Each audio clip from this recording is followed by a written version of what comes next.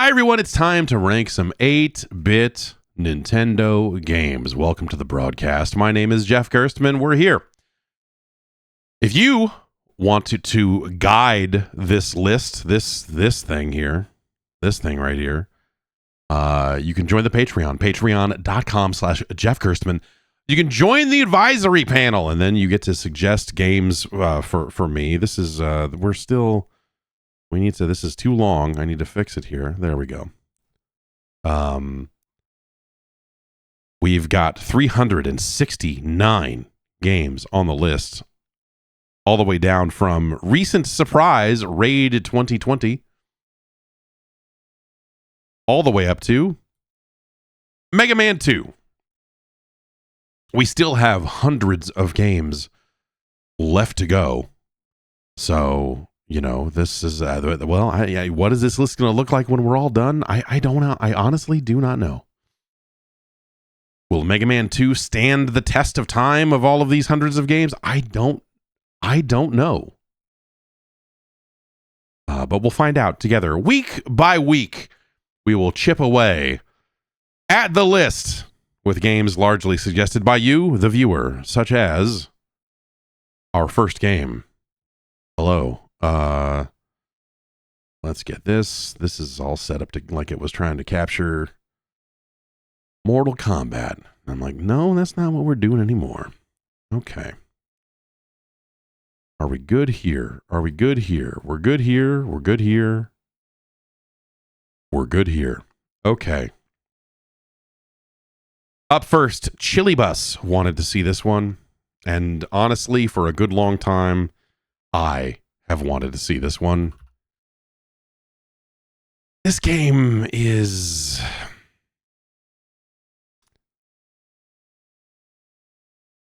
amazing. Let's find out. In my head, this game is unfortunately not nearly as good as you want it to be because of all of the things it gets into later on, but like the first 20 or 30 minutes of it are also some of the most amazing video gaming of its era. That's maybe a bit of a stretch, but that's how I remember it. It's from your boy, Vic Tokai.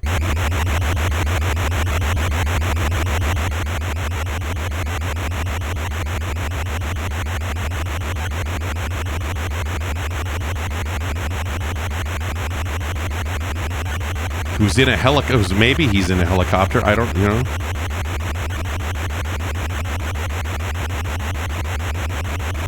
A helicopter? No, pull up. Okay, well, good. I mean, you know, good that they stopped the terrorist helicopter from blowing up before it was going to crash into the Statue of Liberty.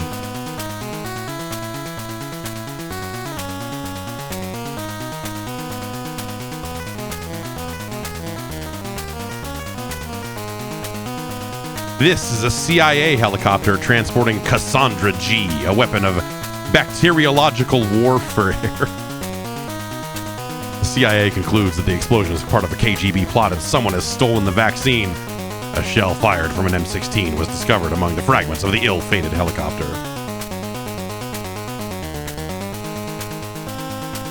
So you telling me someone shot one M16 bullet at a helicopter?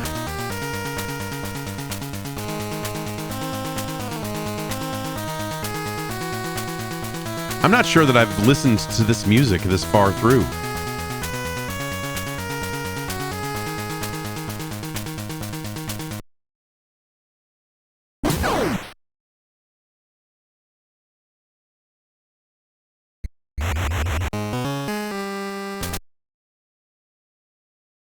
All right, here we go, Act 1.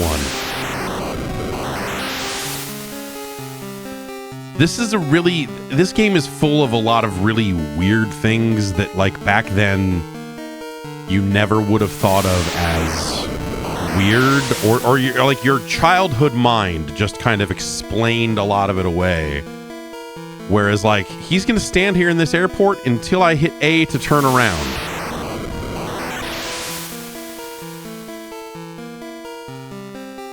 An agent for Fixer.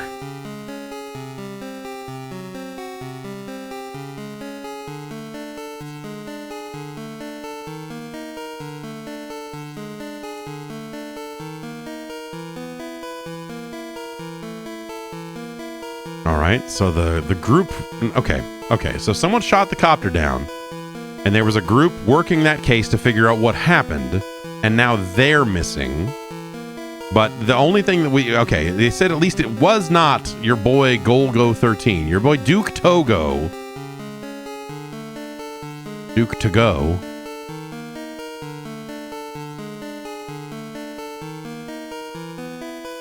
Let's make a good t-shirt.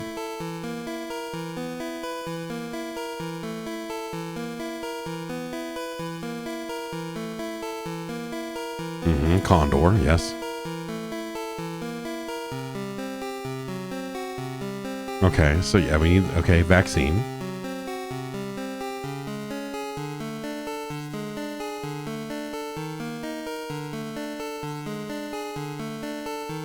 See, I think a lot of kids interpreted this a lot of different ways. I always took it as like a sort of, like a barely audible or like maybe a grunt, maybe like a Some people took it as like, what would you say? Right in the, like a...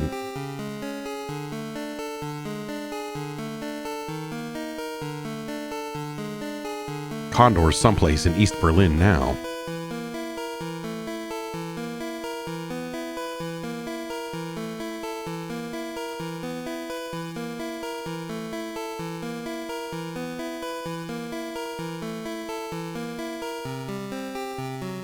I'll give it a try. And then at the end of the conversation, you have to hit B. It's A all the way through until you get to the end. Just a lot of, like, weird controls. B is jump. A is this. This is what A does. Like, I can jump and kick, but also if I just hit A, he kind of does a little bit of a rising.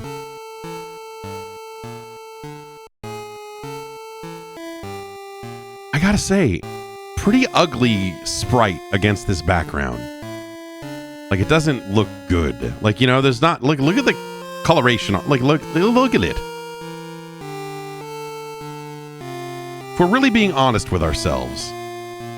No waistline, no, like, just...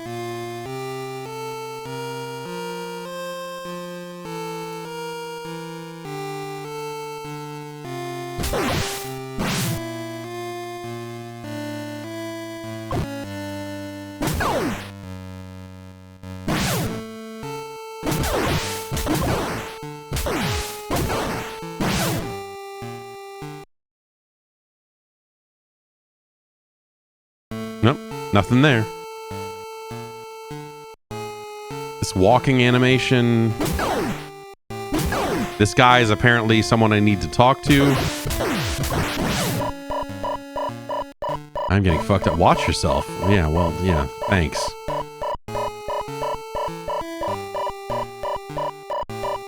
So now that I've talked to him, can I go back to the train station? Is that it?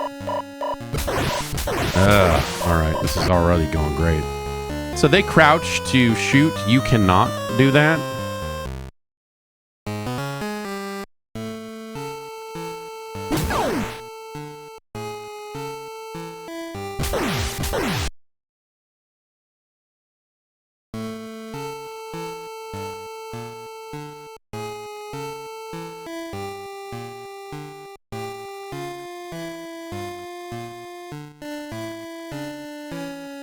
Now, is it this station or is it a different one? I can't see. So I can't even I can't even do like the jump kick. I'd be able to like land on him and hit him. Something. Okay, so it's still not that station. It must be one over here. Oh, really?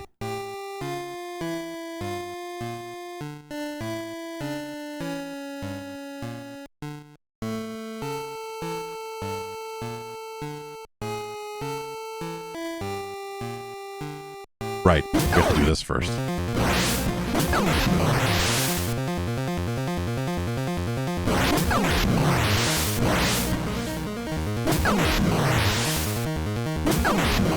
Smoked.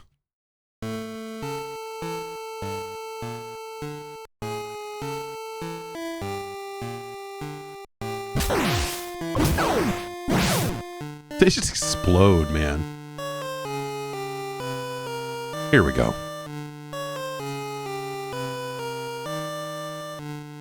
I'm Dirk Bullet. Condor's been trying to get a hold of you.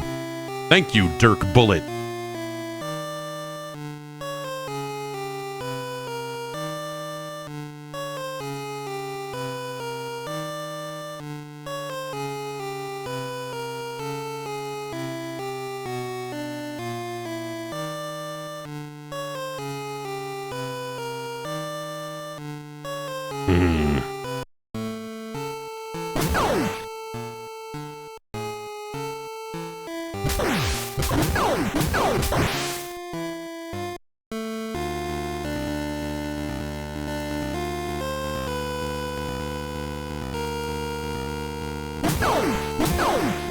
Does this guy have anything to say? Just nothing. Just these. Okay. Well, none of those guys blow up when I shoot them, so I'm guessing they're cool. This guy, less cool. The old Alex Hotel.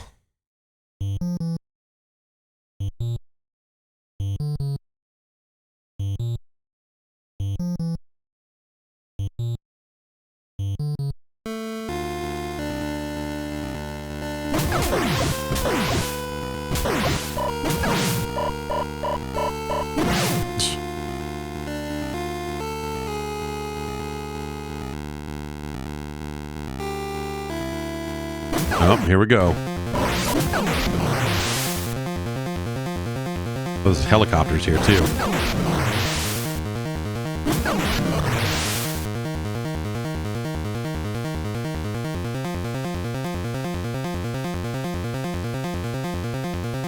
Maybe I'll just wait.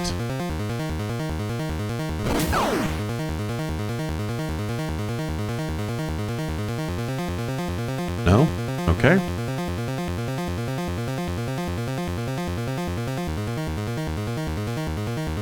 Oh, okay. I can move up.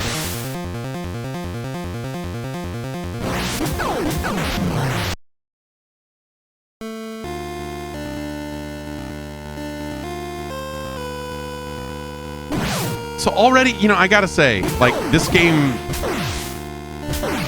feels like shit. Like, there's so much hesitation on the jump animation. There's so much wind up. All the enemies crouch, and so when you're getting shot and you have bullets in your inventory, you are kind of fucked. Golgo 13. I'm Cherry Grace, Fixer Group.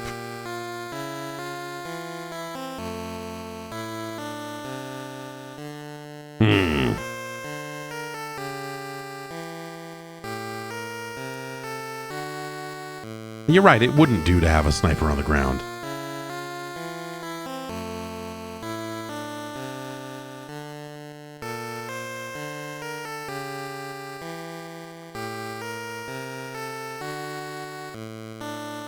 Oh, okay. Aboard the helicopter, Golgo 13 heads for the TV tower. He's gonna give it a try. Oh, right, there's a... So I like it's amazing, right? I mean, look at all the different things this game has you doing. I'm in a helicopter now. I was watching cutscenes. I was walking through the streets and shooting people. There were, you know, first-person gun sequences. Like, there's a lot going on in this game. Unfortunately, a lot of it is terrible. A lot of it feels real bad. Ah! Can I even hit that thing? It didn't even seem like I was hitting it. There we go.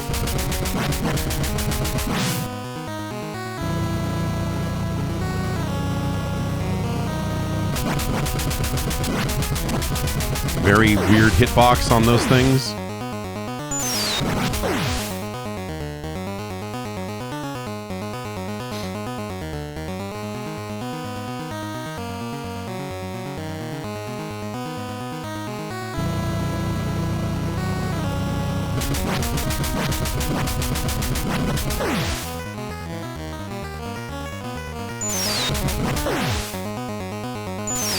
Like, this is probably, this and I guess the first-person gun parts that we've seen so far have maybe been the best playing parts of this game so far.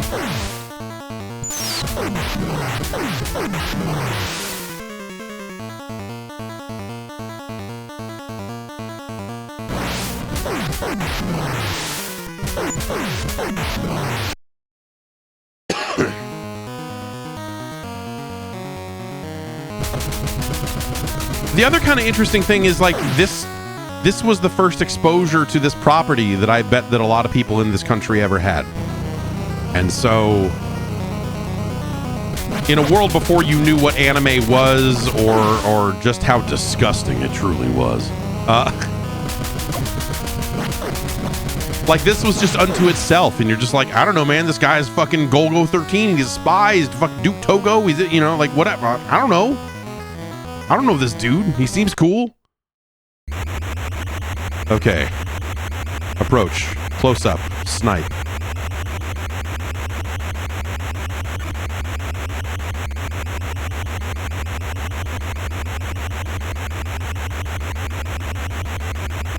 Not since rescue the embassy mission has shooting people been so intense.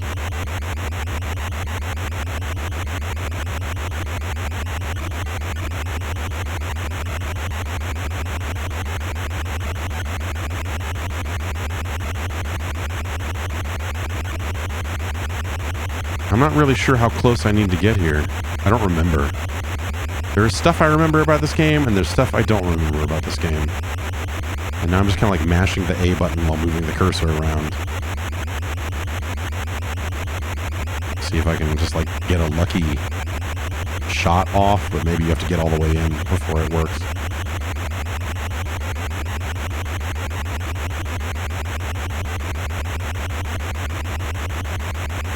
Look down, people say. Oh, is this?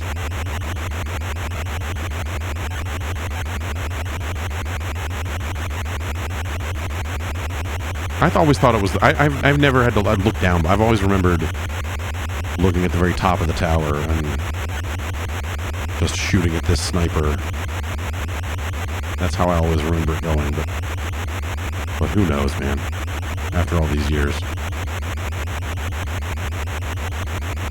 Holding down the B button, which is the button that's supposed to get you closer.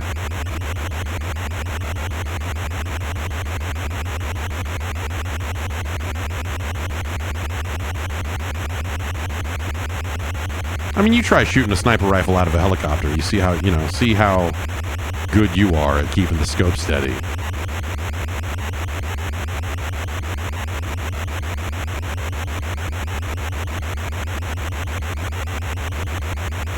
The D-pad moves the scope around. It's not like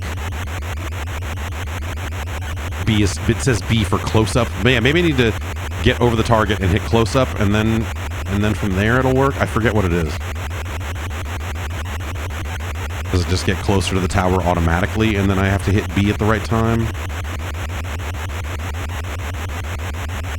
to zoom in, or is it just?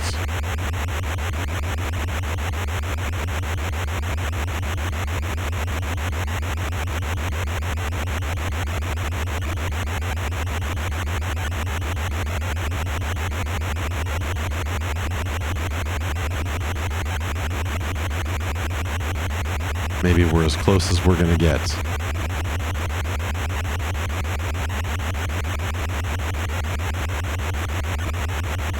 Alright, I'm hitting the B button, which says close up. Just said was close up, but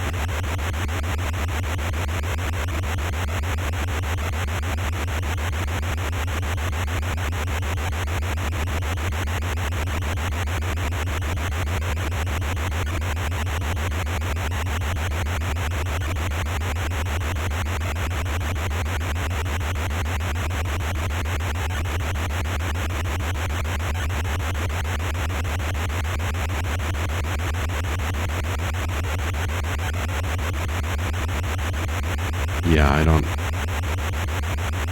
It's cool, because, like, if I remember correctly, the manual doesn't necessarily, like, give you a lot of...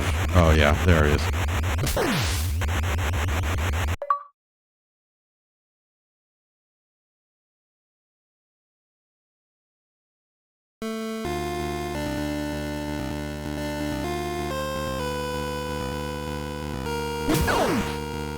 Like, you just kind of, like, have to take your shots before they...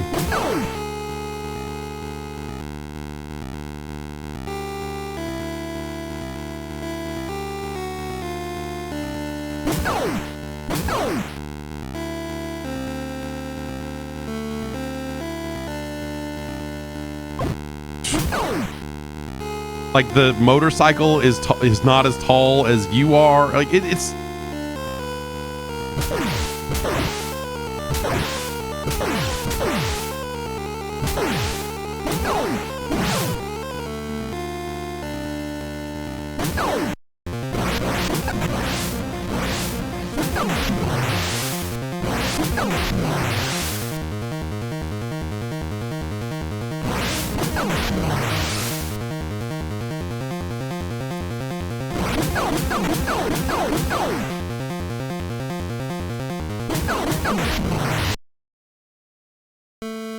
Not a problem.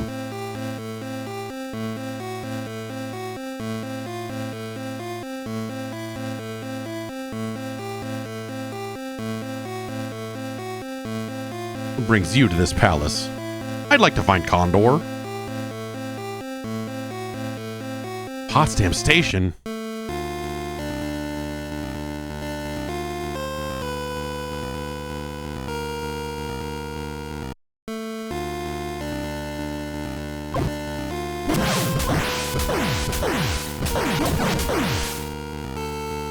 Like, this, you move so slow, the combat is so bad. Like, this stuff is ridiculous.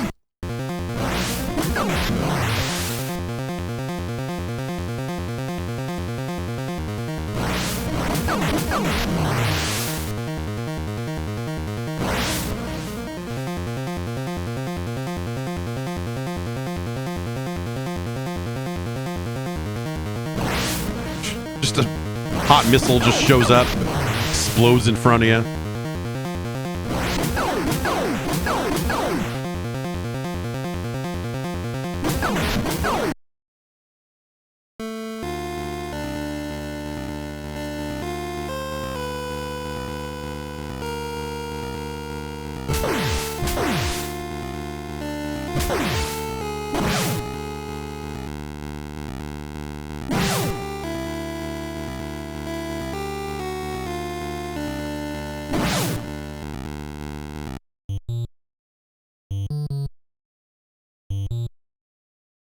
Back at the hotel. Or rather, back to the hotel. Oh. Not available just now, huh? Okay. I keep hitting the wrong button because it's A to shoot and B to jump.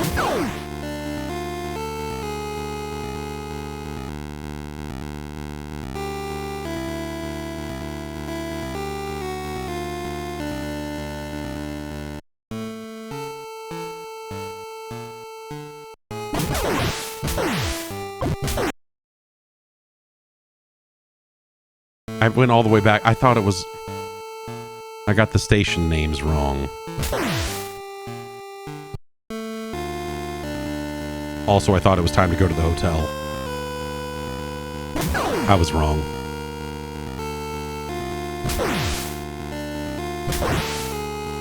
Is Potsdam Station all the way left? Or, because there was one I passed that I thought was the... Yeah, maybe it's not. I don't know.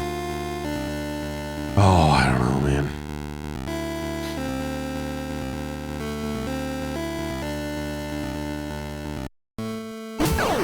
I thought that was the first one that we had just gotten to, but... Not easy to turn around. Like, the controls are not as responsive as you would like them to be, for sure.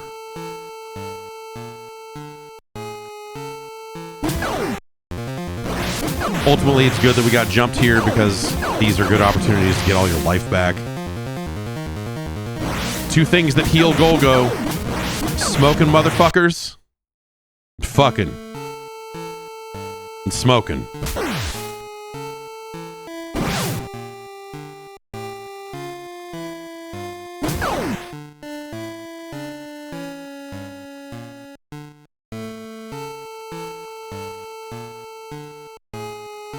Do you think the KGB likes how I hop around like this?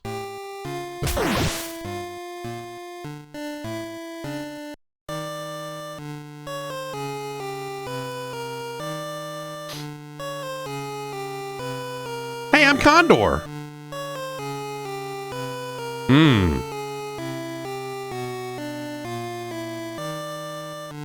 These boys are looking to eliminate you now. I'd be more careful if I were you.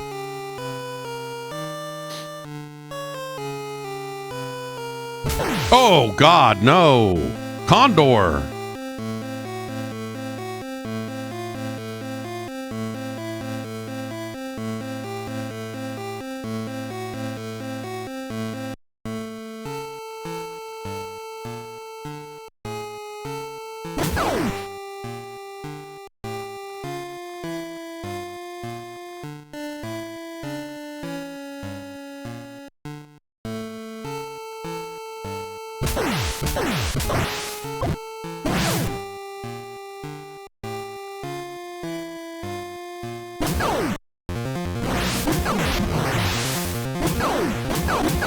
Also, like, having all this stuff happen as you're doing kind of the back and forth between these, you know, all the backtracking you do early on gets to be a bit much.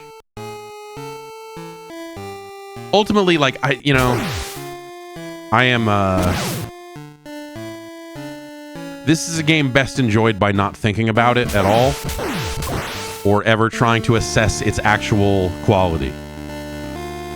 This is a game best suited for you. Like don't if you think you like Golgo 13, my recommendation to you is to not do what I'm doing right now.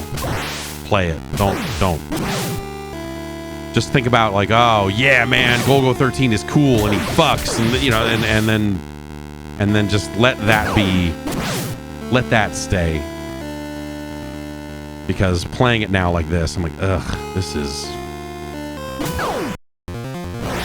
Like, I used to think that, like, oh, the maze parts of the game later on are where it gets bad, but actually all this stuff is bad, too.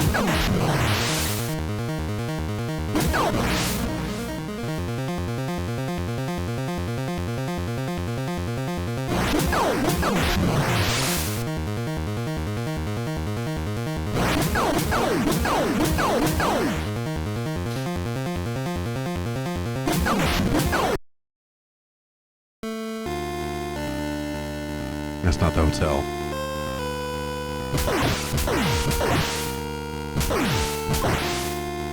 Like he was standing up for like all of like 5 fucking like frames or something, you know, just. A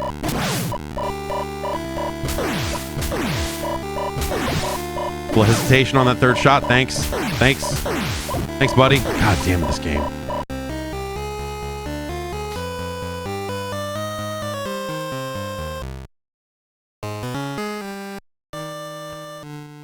What was the awareness of the Golgo 13 property at the time, particularly among children? I mean, like I was saying, like none, zero. This was it. This was everyone's first taste of Golgo 13. No one knew that it was anything else other than this game and then the sequel.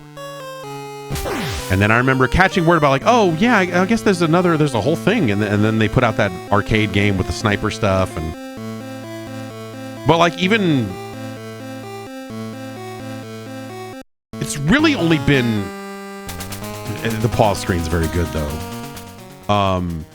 It's really only been, what, over the past 10 years? Maybe 15 years? That any other Golgo 13 stuff was, like, approachable? Like, when did that anime come out and get, like... Well, I guess the movies... The animated films, because there's, like, live-action movies. Which is great. Which I recommend. Which I recommend you go and fucking check out. The Professional came out here in the 90s. Okay. So if you were interested in anime back then, which no one I knew was, then maybe you got your hands on some of that Golgo 13 stuff a little bit earlier.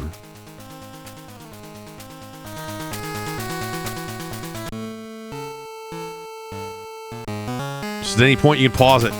The man with the custom M16.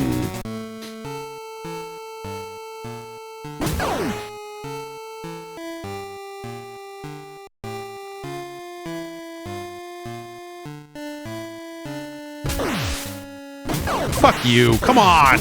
Face the right way, you piece of shit. This is infuriating. The way the movement works. Yeah, The Professional's really good. That's a good... What are there like... There's like that, and what's the other one? Queen Bee? Is that the other movie?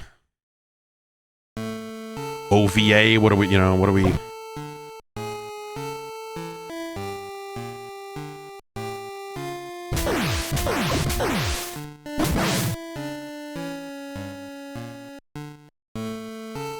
Queen Bee's all right. I don't know. It's not... Professional is better, but...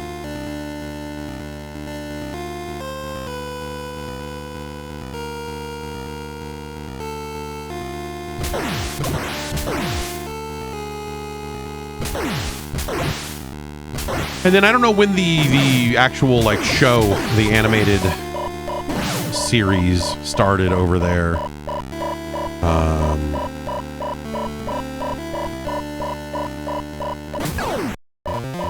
But I watched some of that and thought it was pretty cool. You know why? Because Golgo 13 is pretty cool.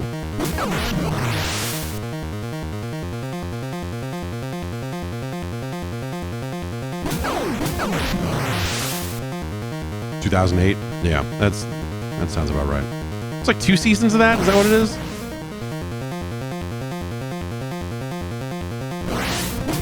But yeah, I want to say there are 2 live-action movies. Maybe there's just one, but I think there's 2. And one was like pretty easily available to find in English, and one was not. But there are subtitles for it out there if you look hard. But yeah, it's like a 70s movie or something that's like...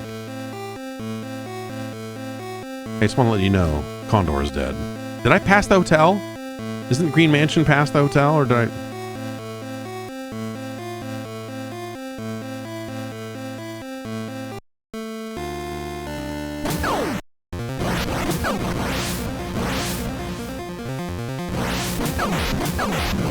Did I fuck this up and pass the hotel? Because I'm gonna...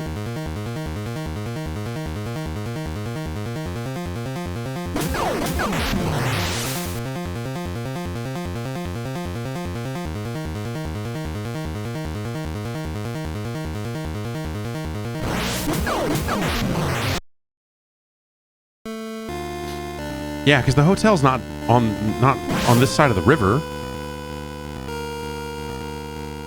Right?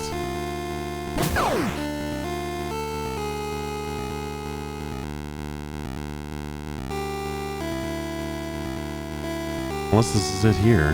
No? Oh, man.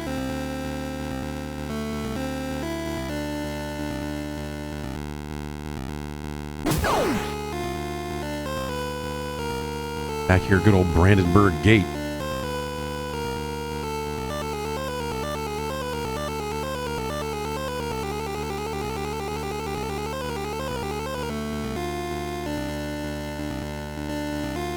And like there's no real indication which buildings you can walk into, or like honestly with the way these buildings are designed, like where are the doors?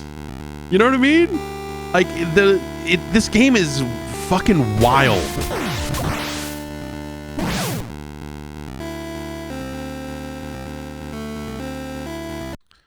But it does so much with, you know, like the character is so cool, and there's like a couple of amazing sequences in here for its time that like it became, it got this very outsized reputation that now coming back to it and playing it,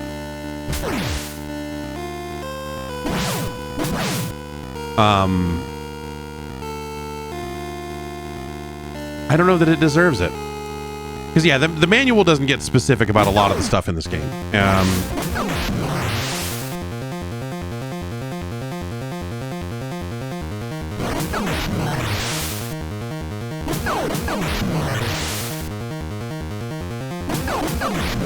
For as much as this game is trying to do, I would say the manual in this game is actually like almost illegally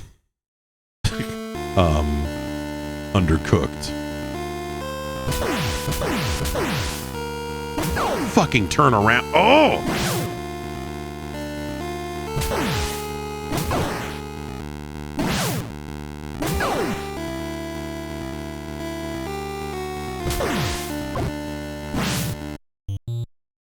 We made it. The block is hot. I've got to get off the streets. They killed Condor.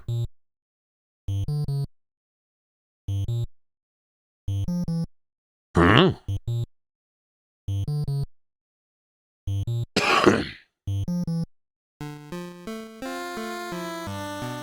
And I can just hang out here and never hit A.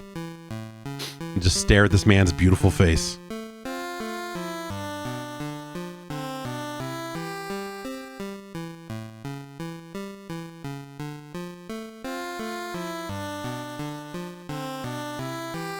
Nothing's come, huh? Well, they got him.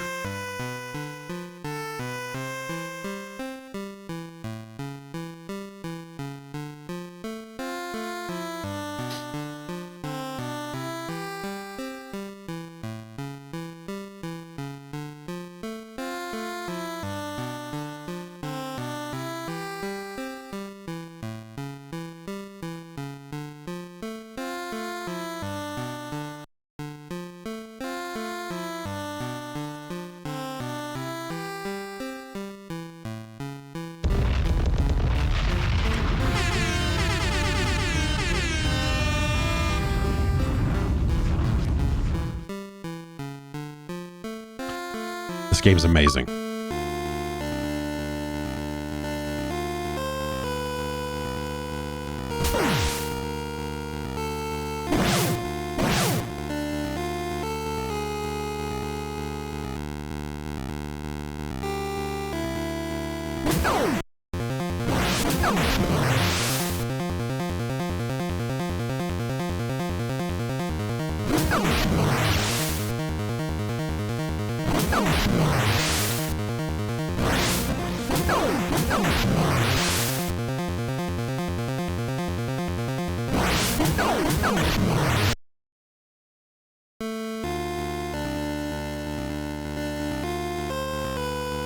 So yeah, I don't know, man. He's a sniper and he fucking kicks ass and fucks the ladies, and that there just weren't games like this. You know?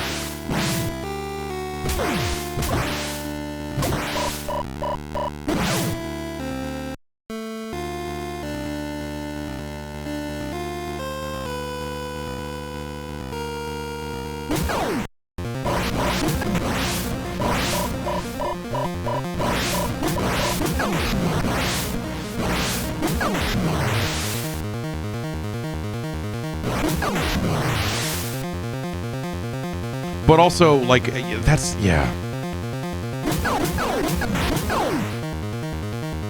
The actual quality of this game, I think, is fucking extremely low.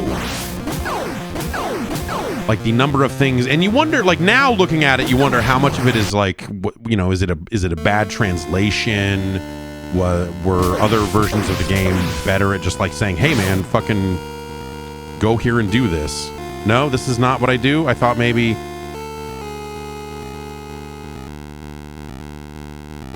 Since the base is supposed to be here, I thought maybe... Why am I moonwalking?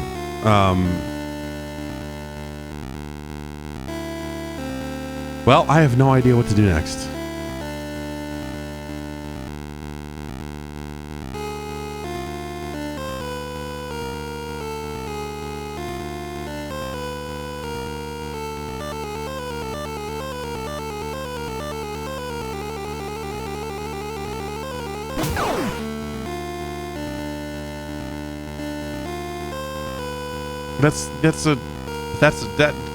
that clue is like a chapter old, man. Are you telling me I'm in the exact wrong area? Because I'm over here thinking like maybe I need to. Maybe now I can. No, nothing. No, okay.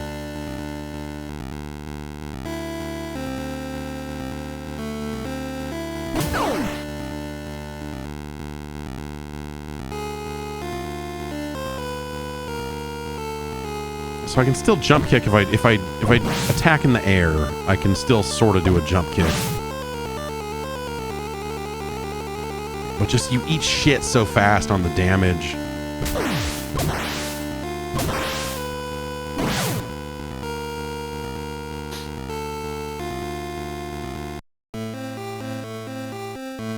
Like they're just gonna she's just gonna say the same thing, right? Oh. No? Yeah. Same. Yeah. Oh. Can you get a hold of it?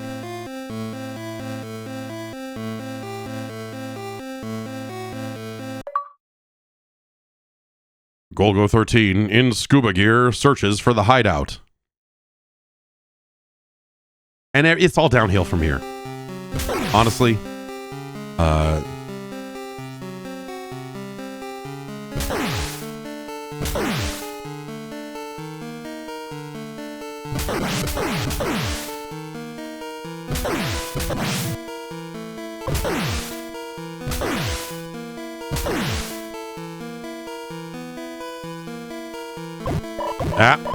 Well, we touched some evil plants and died.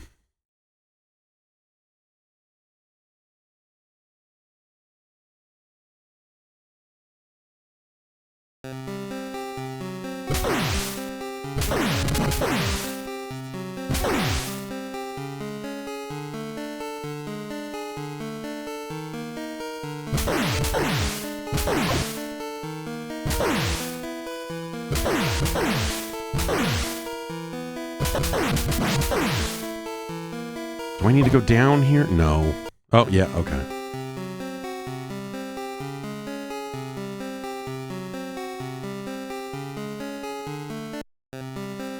It's not just a scuba sequence, it's also a fucking maze.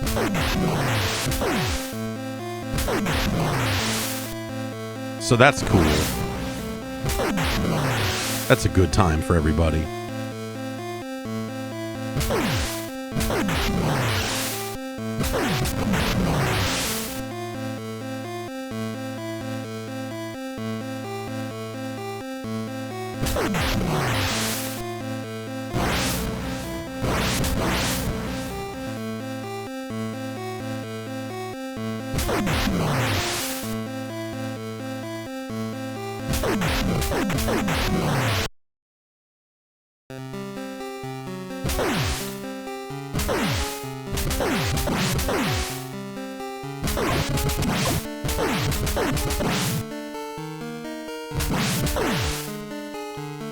Can I shoot the plants? Is that a valid strategy here? Oh, it is. Look at that. I'm gonna guess we need to go up. I'm just guessing, but I'm gonna guess we need to go up.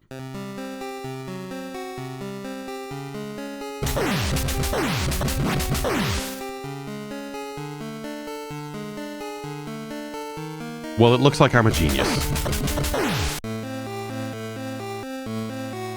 And here we are. This is why the game it felt like it was in every issue of Nintendo Power for 3 years. I don't know.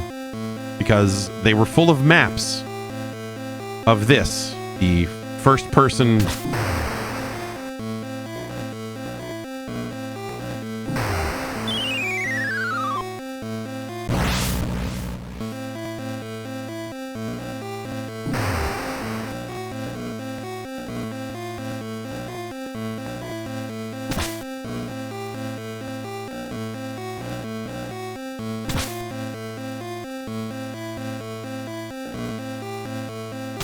Those night vision goggles.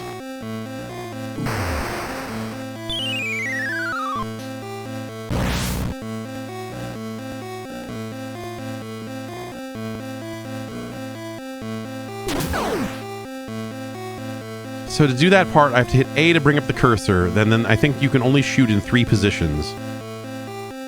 And I have to push to the right to aim at the right position, and then hit the button again to shoot.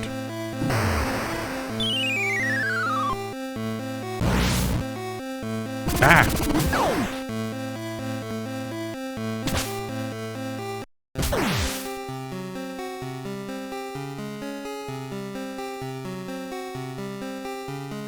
No, right? Like, this is where I came in. Or is it?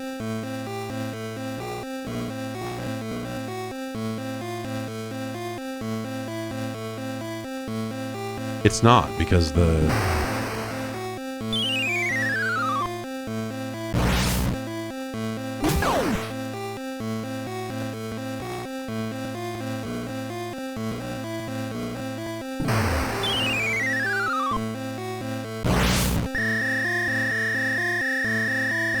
Some kind of invisible laser grid. Will it kill me? Let's find out. Oh, God.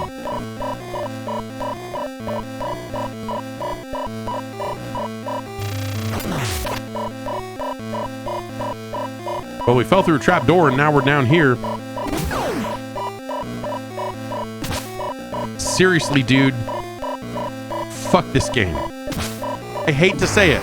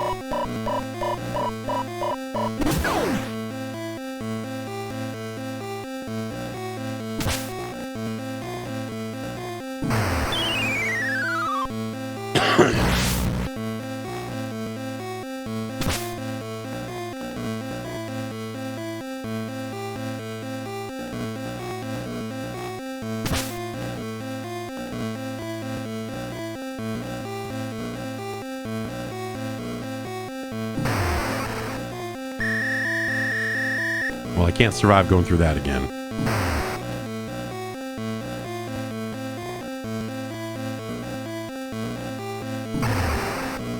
And we have no grenades.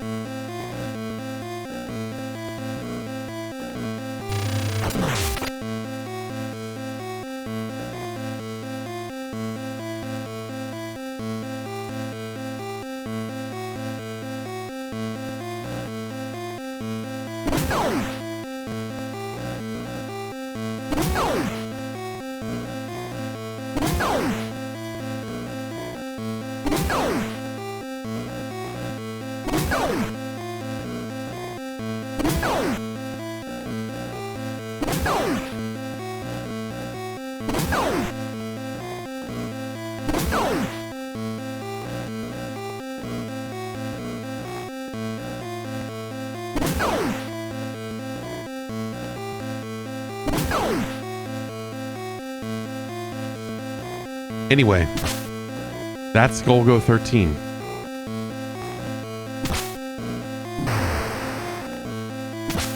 It's a top secret mission.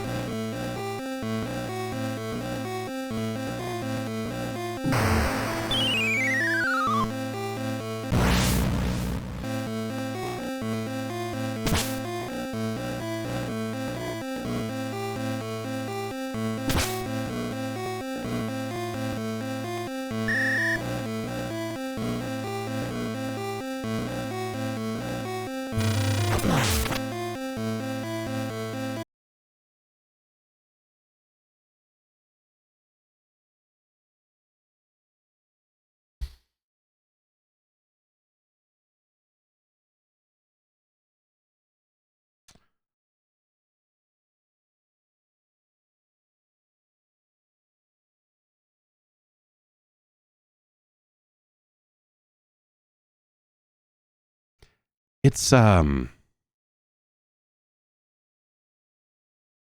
There are beautiful things about this game.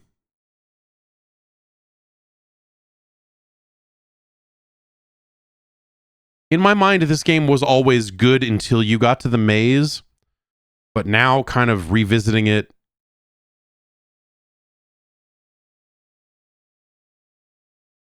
nothing leading up to the maze is good either.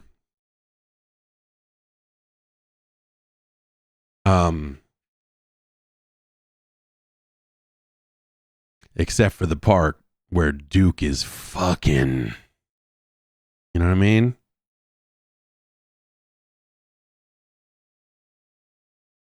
Getting it in Berlin, you know what I'm saying? Under the Iron Curtain. Getting his fuck on. Smoking. Fucking. Brandenburg Gate style. But everything about the platforming, everything about the movement of the character, the shooting, the jump kick, there are so many things about that game. I'd say the only part of it I actually enjoy playing, weirdly enough, are those first-person sequences when you get jumped. Because the scroll is fast. And the guys jump and you got to, you know, like that is maybe the best gameplay part of the game. I made it through the mazes once. There's more. I think you get out and then end up having to go back into different mazes later on in the game. I forget what the exact order of operations is, but I think if you can get through those first mazes, there's more side scrolling waiting for you. But it is a ridiculous video game, top to bottom. It's ambitious, and I like that about it.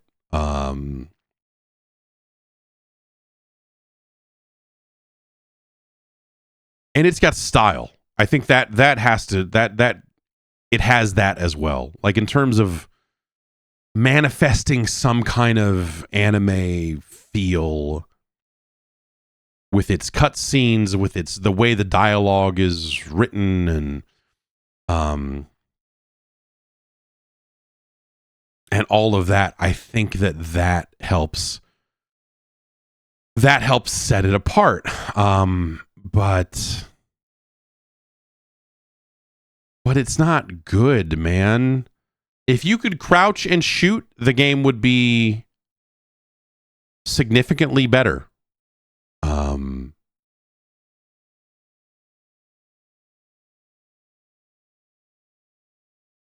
But alas, you cannot. And so like the maps for those mazes just felt like they were all over. And I'm sure like if we went back, it's probably like 2 issues or something. But Golgo 13 feels like one of those games that was just in every issue of Nintendo Power for like, here's some more. We've got the latest mazes for you. Like they're not patching the game to put in new mazes. Wait a minute. What are we doing?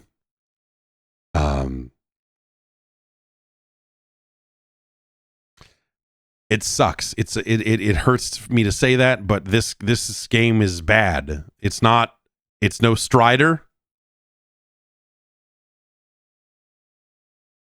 It's no City Connection. It's not as good as Rad Racer.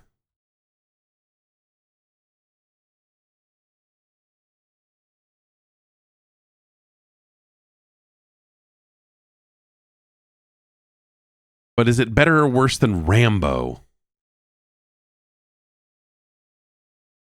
It's worse. It is worse than Rambo. The style has to count for something, but Rambo is a better game. It's close though. It's not as good as Wizards and Warriors. Let's look down the list here and see if we can kind of establish a range here.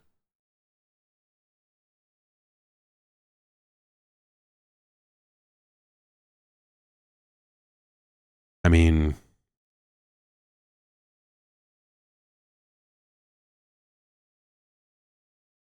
Is it better than Kid Nicky? I guess that style's got to count for something, man. Yeah, it's better than Kid Nicky, but not like that's a little begrudging as well.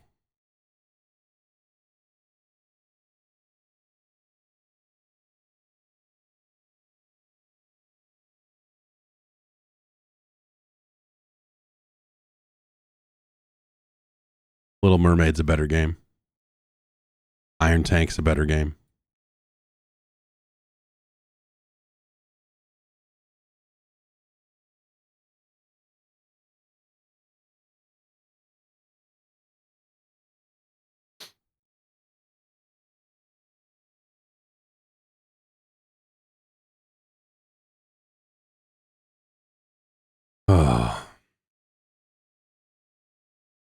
Like I want to say it's better than all of this arcade stuff, just in terms of just complexity and you know, like is Golgo 13 better than Pac-Man is a really funny sentence to say. But you can't just mistake complexity for ability or skill, or you know, like a lot of the things in this game feel bad. In fact, just about everything in this game feels bad.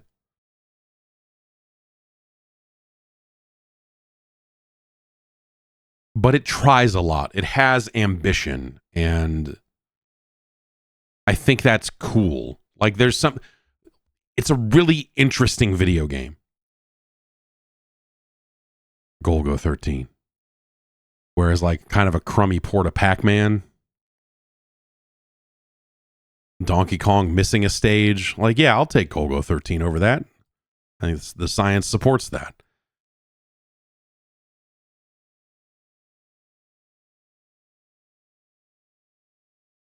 But you're better off with a copy of Iron Tank. You're better off with a Wampum.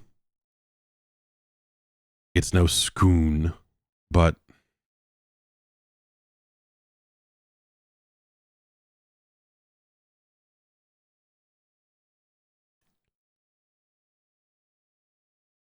you know, if it were just me, I'd say Golgo 13 and Nightshade don't belong in the same conversation. Golgo 13 is a much more interesting game. Fuck Nightshade. But scientifically, they're much closer than you might think.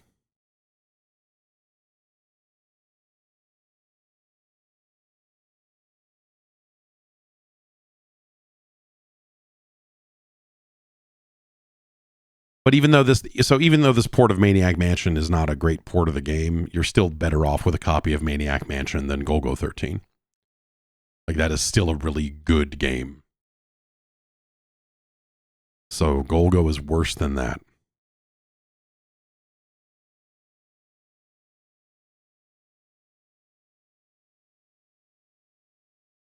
It's better than Spy versus Spy. Pardon me.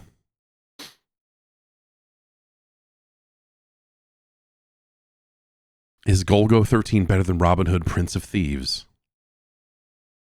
That's an interesting question as well.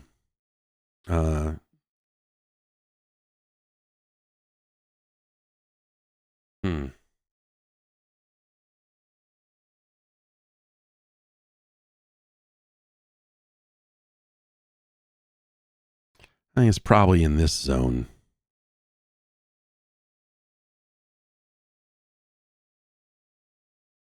I think when the science speaks, Nightshade is ahead of it.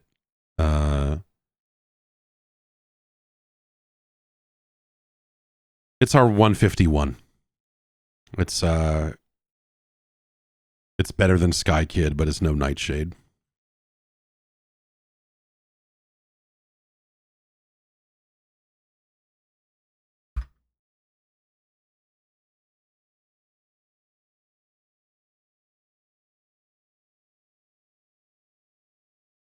I'll finally get to play the Moffat conspiracy as a result of this undertaking that we are undertaking, which I have like only loaded up and messed with it for 10 minutes here and there over the years. I've never seriously played it.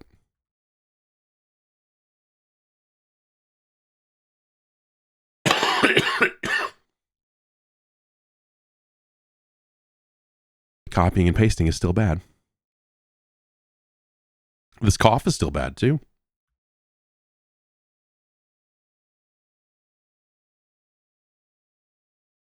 But there you have it.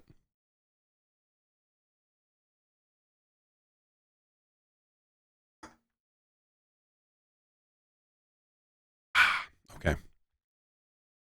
Thanks to Chili Bus for that one. It's nice to get that one on the list. I knew it was going to take some time to get through it.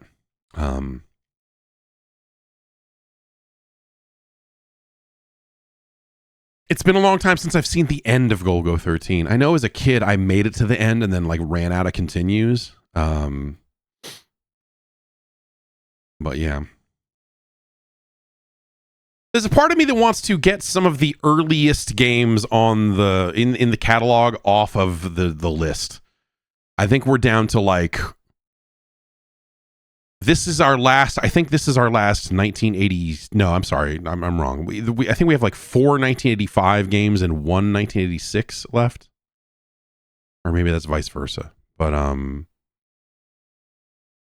think we have 185 and 4 86s. I think this is one of the. Is this one of the 86? Anyway. Some of those kind of early black box classics. And so I thought it might be fun to finally get this one in there. It's Hogan's Alley.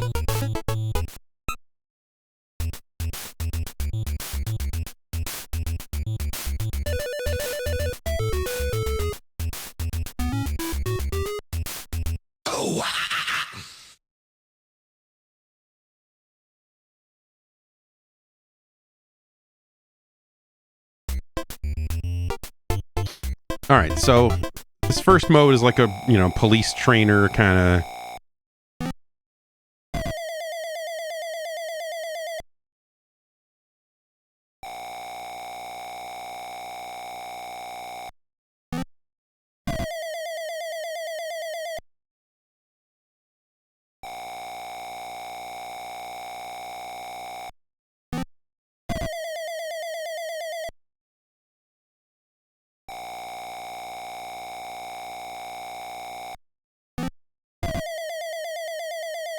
Yeah.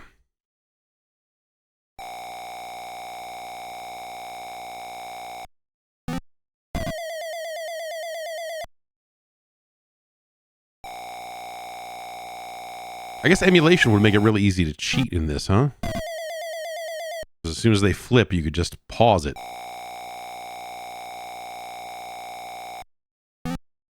And go, okay, it's this guy.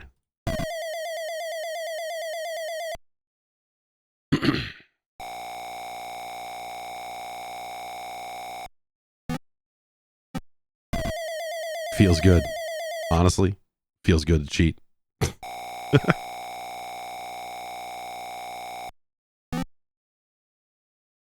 Got 2 of them, man.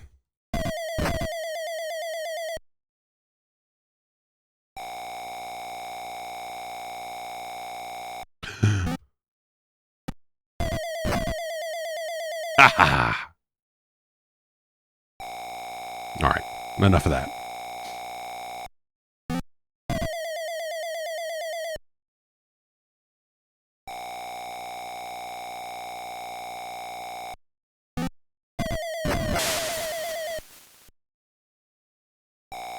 Like a lot of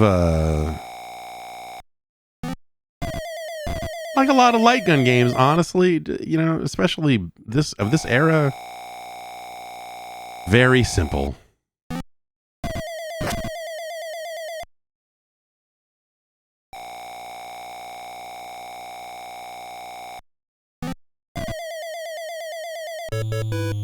Sharpshooter.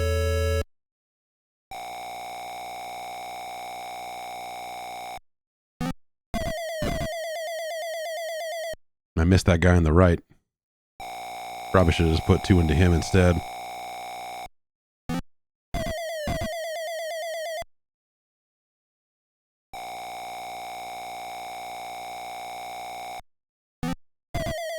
Oh.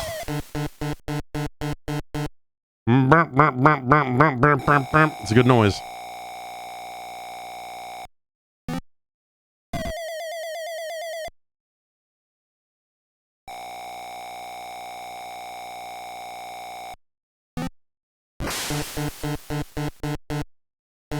Whatever. That old man had it coming. 0.9. Oh.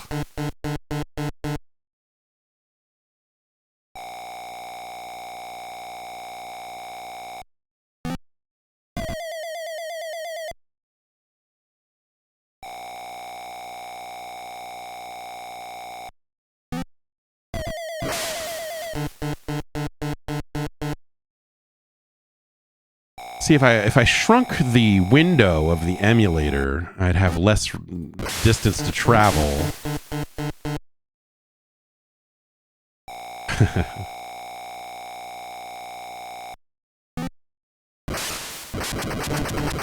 Let's try to shoot the guy on the right.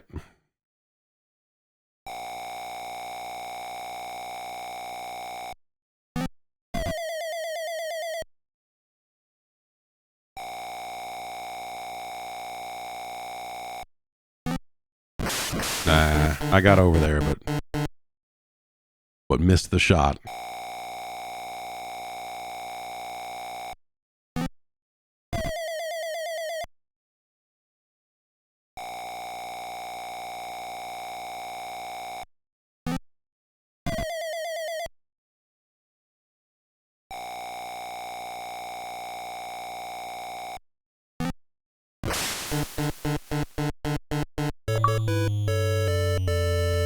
Do do do do do do do.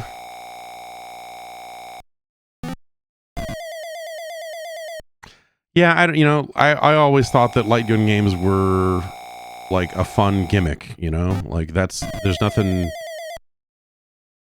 There's just especially, and this mode in particular, I think is the worst mode in the game. So at least there's that. Like there's more to this.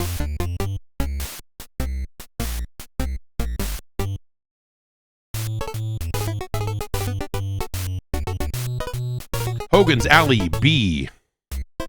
Now it's real.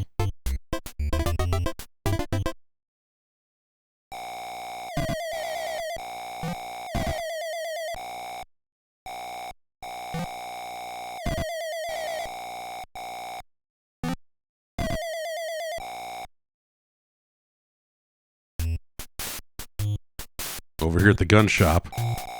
Wait, why would there be criminals at the gun shop?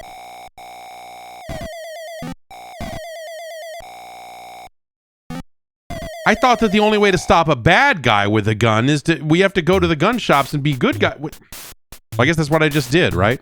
I'm the good guy with the gun. At the gun shop.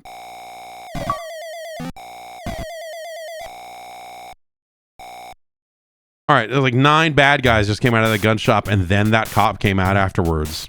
Draw your own conclusions.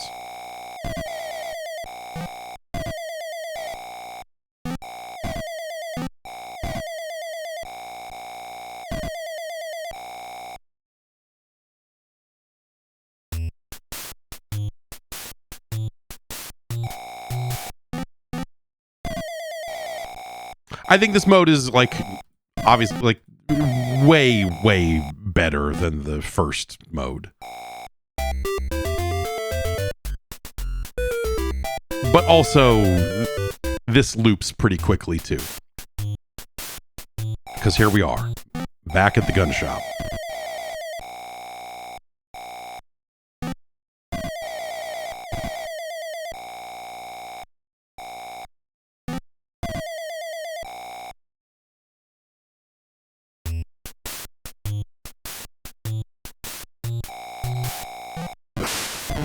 Yep.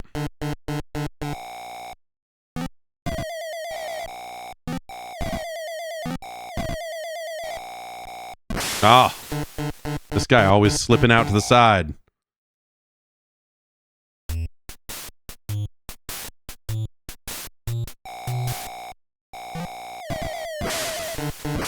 This is tricky, this round 2 thing of like, hey, while you're shooting this guy, this other guy shows up and and he's gone before you can get down there. And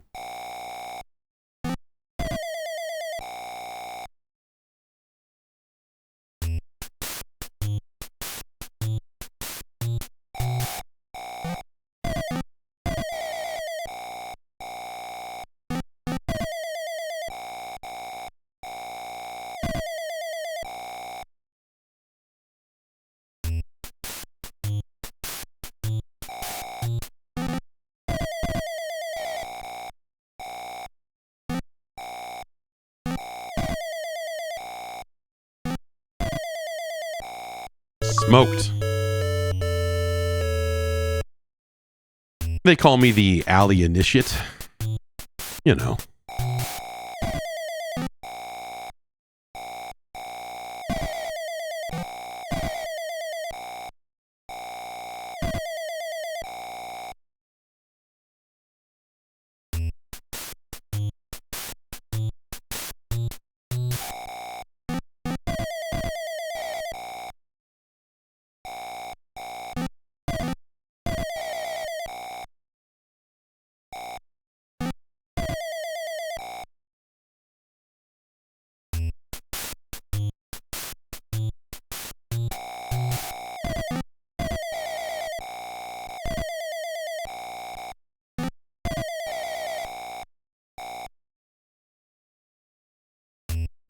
Oh.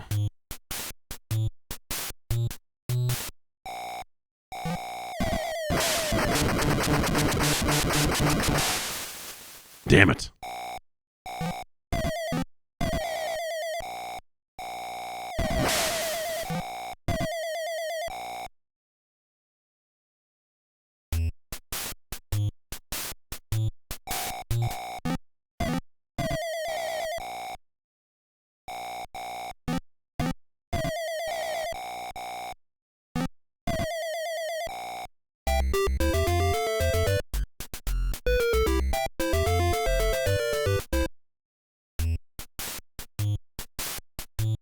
It's, you know, I this is charming enough. I don't know. It's just kind of, you know, obviously it's very repetitive. But I'd say that about most dedicated light gun games, right? I mean, it's always right here. It's always right there with those guys.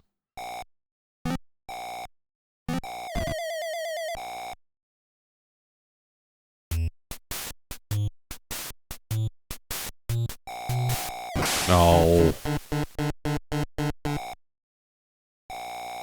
Ah!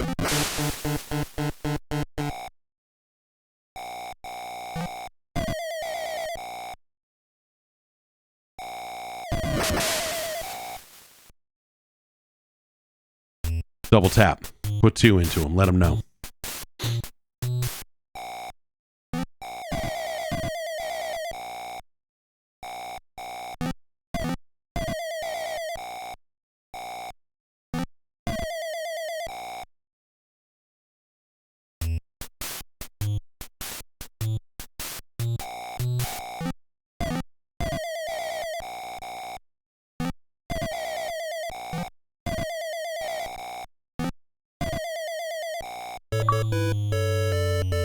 I'm the alley expert.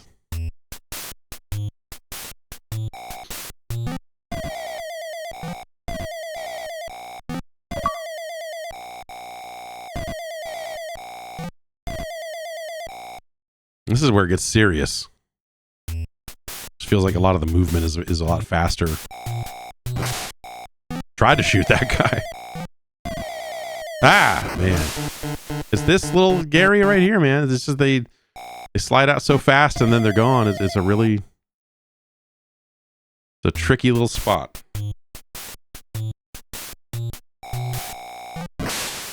Oh, man.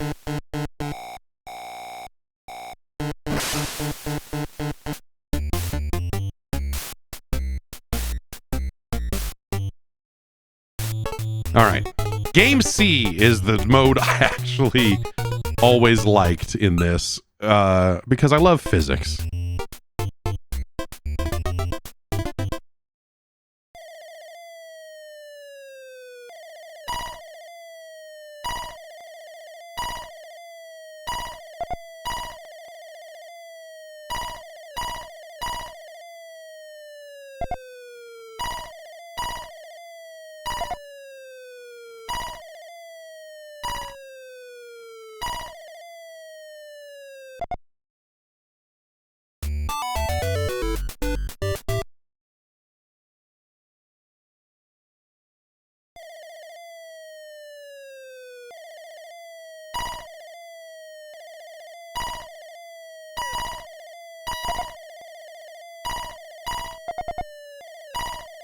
I feel like landing on the ledge should be worth more than 100 points.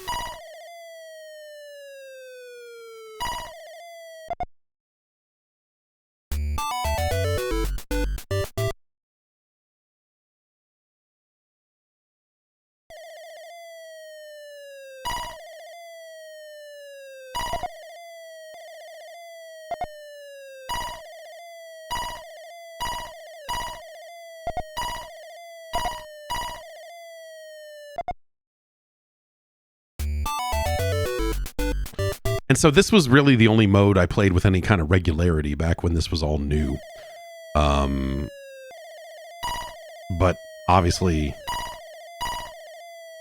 it's not like this was some amazing mode either.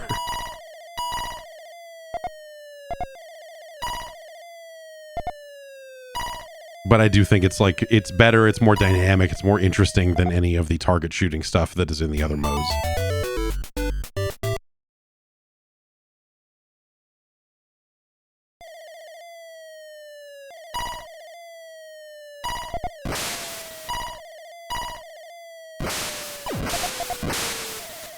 Screwed that up.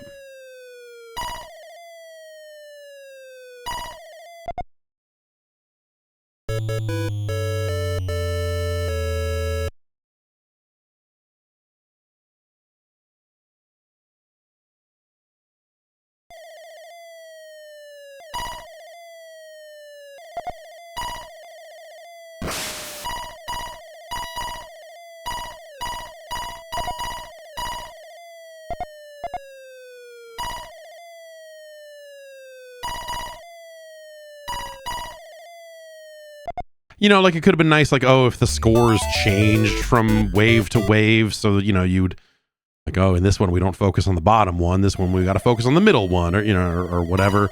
Like, there's a lot that you could do here, I think, to kind of just give it something else. Man, these cans are moving, but instead it's just like, oh, the cans are moving faster now.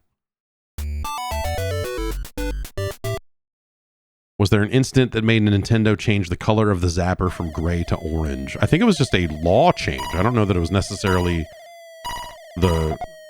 I don't know if it was related directly to the zapper, and more just like laws in this country changed to the like orange tip, like the rules about fake guns, and that they complied with those sorts of changes that were happening all over the place. Oops.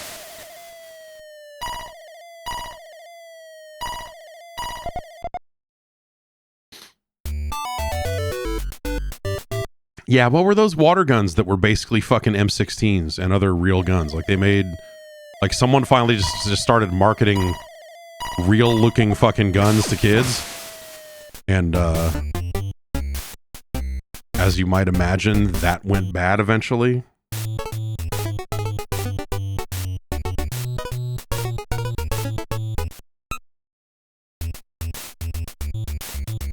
Shoot gangs only!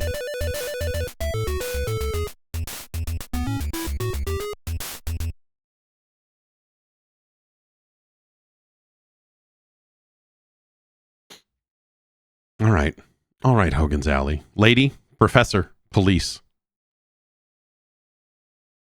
The guy, Gang A, isn't even fucking pointing anything at you, man. Did you have to shoot him?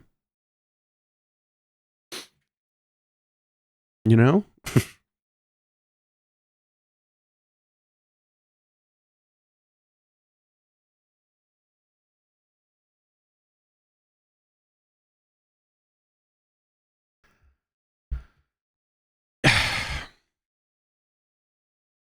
I like that trick shot mode a lot. It's fun. I think that's better than... It's better than the skeet shooting in Duck Hunt. I mean, as far as like alternate modes go, I think that overall, yeah, I mean, Hogan's Alley is a better game than Duck Hunt.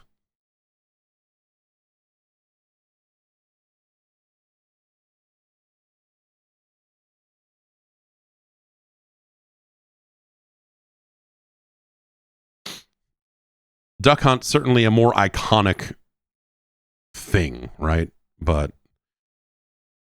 Um, Hogan's Alley just had a lot more, comparatively more going on, but the trick shot mode I think is fun. Game B is all right, and I think game A is whatever.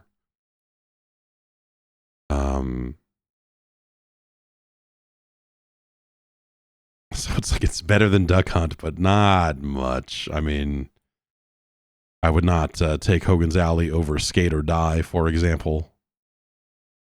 But I would take it over Ninja Kid. And so it's our new 228.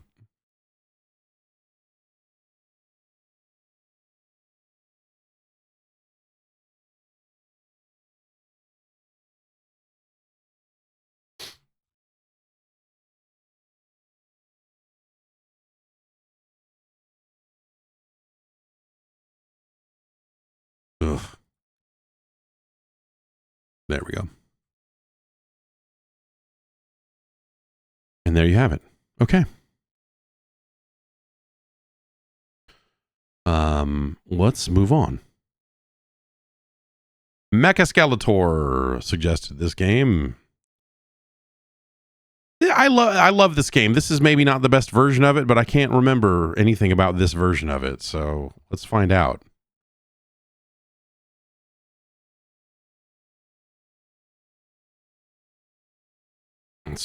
Okay, apparently Vic Tokai did this too. An NES version of Bump and Jump.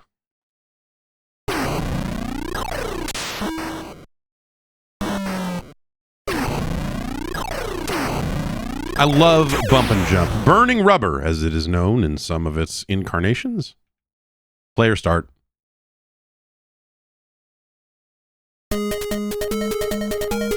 Oh, that's not a that's a little bit of story they added.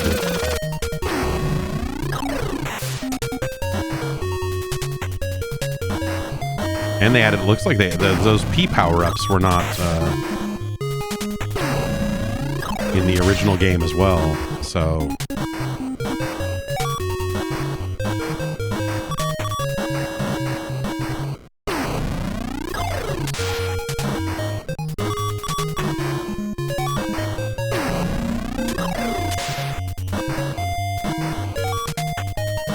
for as much as this game claims to be about both bumping and jumping, like your ability to bump the other vehicles feels really limited.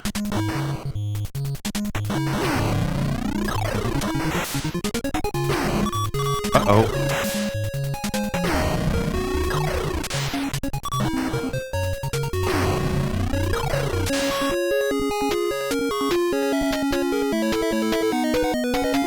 I'm guessing P is gas? Fuel of some kind? Petrol, if you must?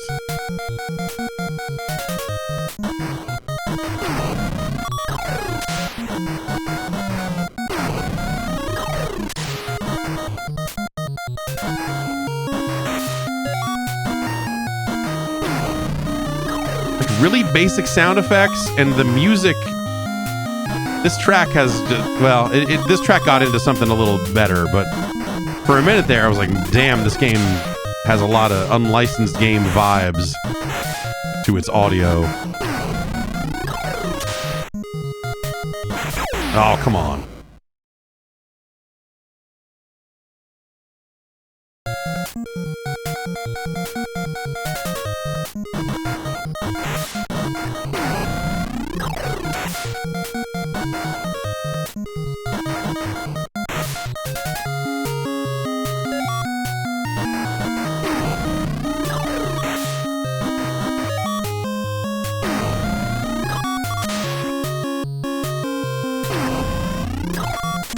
These roads seem really poorly designed, you know, just like, hey, here's a fat bridge. I landed right on the lady.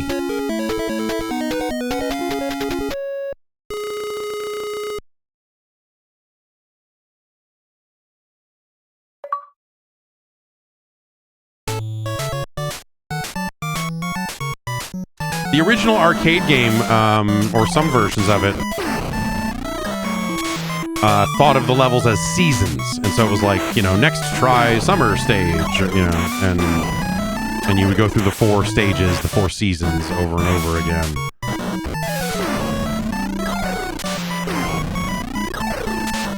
Oh.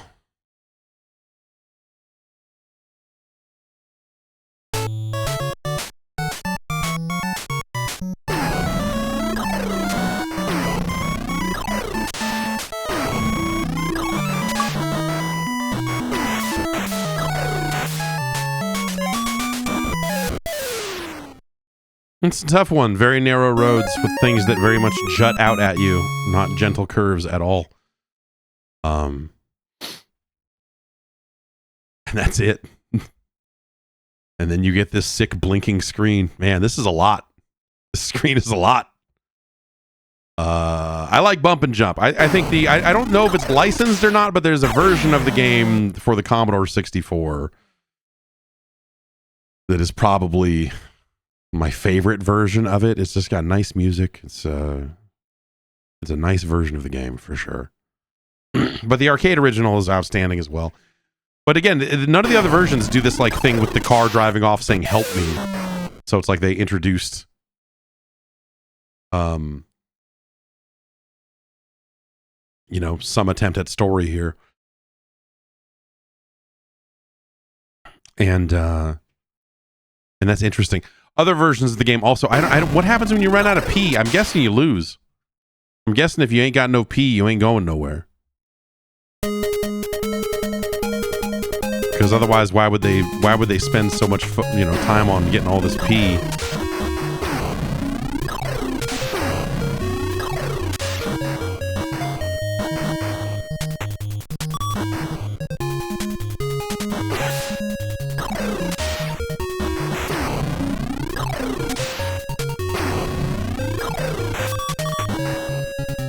Pretty limited air control over the car. It's always been that way, you know. Lining up these shots is not. Oh, I jumped too soon. This is. Oh, ooh. No, I accidentally got P. I was trying to not get P.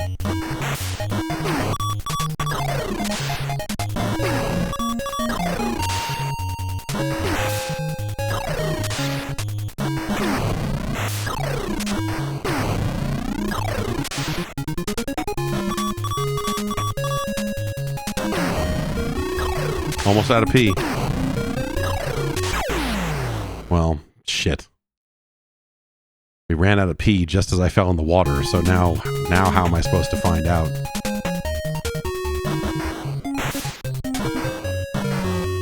Okay, P drains at the same rate no matter how fast I'm going, so if we hang back here, maybe we can figure out what happens when the P is gone.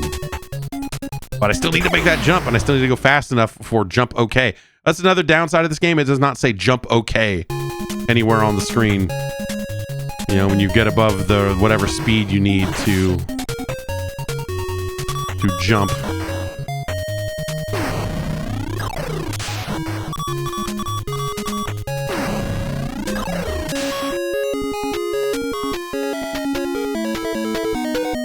I'm too good at bump and jump. Couldn't run out of P.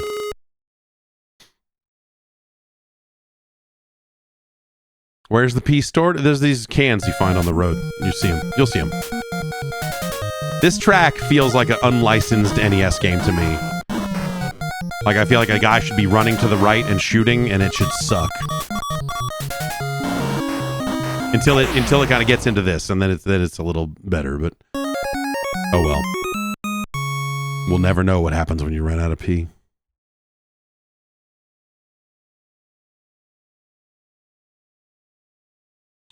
But yeah, here instead of saying jump okay, they just your speed blinks when you're above 160, and then you can jump.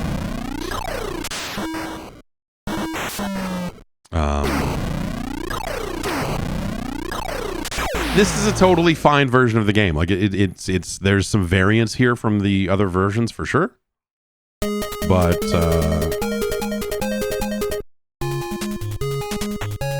also, like, I don't think that variance adds anything. Like, the hunt for P, I don't think makes this game any more interesting. If anything, I think that's kind of annoying. that they decided to put. Can I land it? Man. No bonus points for landing on the tiny island? That seems fucked.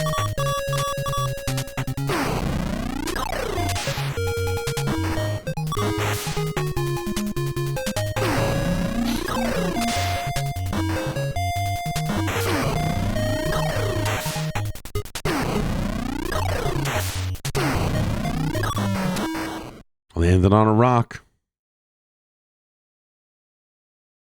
Yeah, I don't know. I think I like a lot of the designs in other versions of the game better in terms of the look of the cars and the gravel truck or whatever that is always dumping rocks on you. I think that stuff's done better elsewhere, but hey.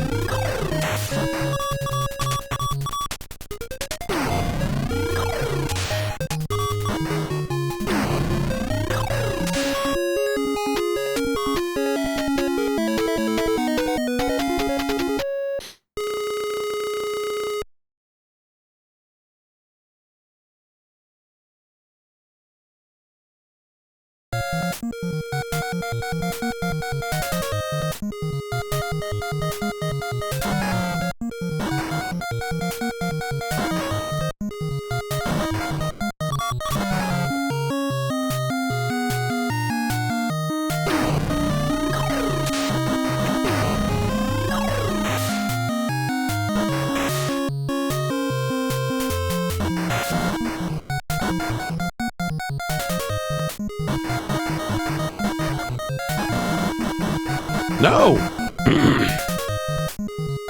They almost bumped me into the P.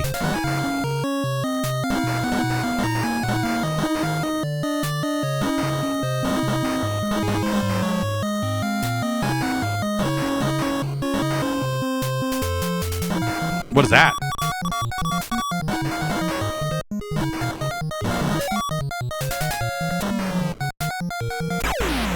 I didn't blow up when I hit 0p.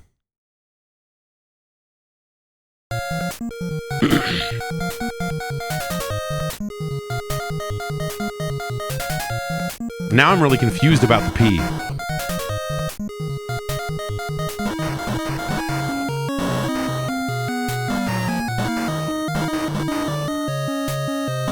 No! Fucking... Y'all bumping me into the P. It's not nice.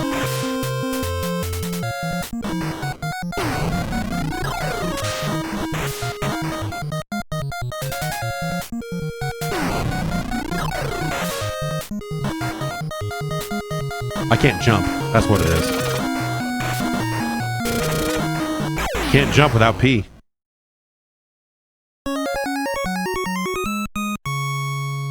So I think that's even weirder, man, that it doesn't just blow you up when you run out of P. Instead, it's like, well, you could still get some P before the next jump. But you need P to jump, and it drains whether you're jumping or not. Just feels like a really awkward mechanic to insert into the game. It doesn't... I don't think that makes the game better. I think that actually makes the game a little bit worse. That's... Yeah, I don't know. It's frustrating. That's like a weird... It's a crummy mechanic. Yeah, I mean, that's unfortunate.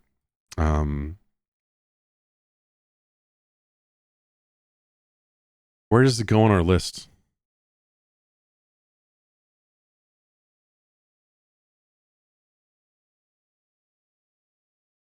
It's worse than Mario Brothers. It's worse than Burger Time. It's worse than Russian Attack. It's no Kicks. Certainly no Donkey Kong 3.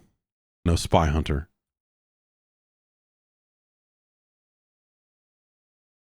It's not as good as Popeye.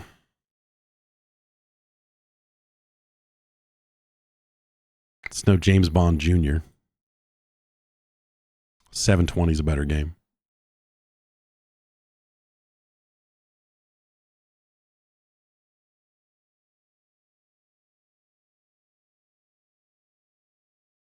But like, it's better than volleyball.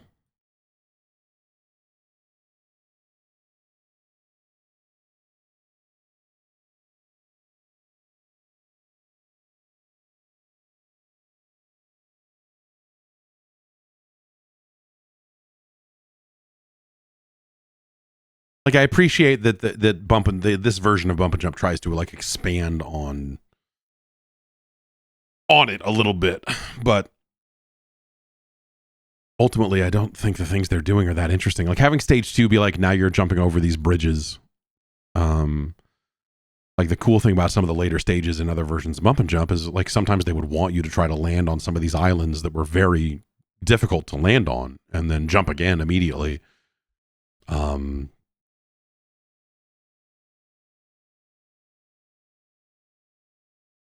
And that's interesting. Whereas just having like, here's this bridge and it's kind of the same distance every time. Like stage 2 is kind of a downer.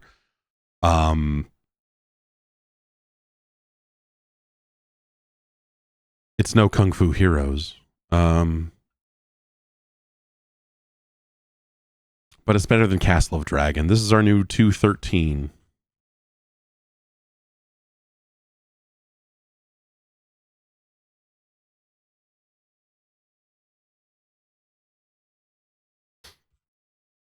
Okay.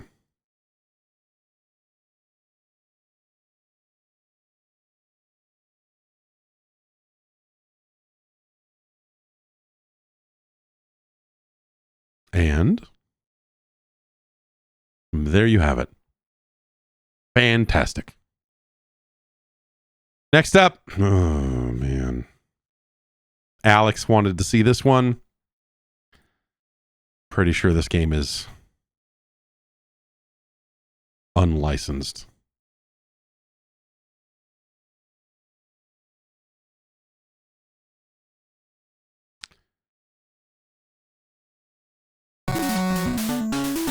This might not be let's try the other revision of it here.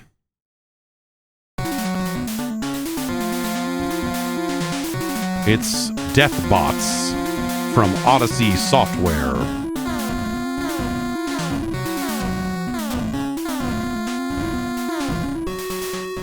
Oh, NES version. Okay, yeah.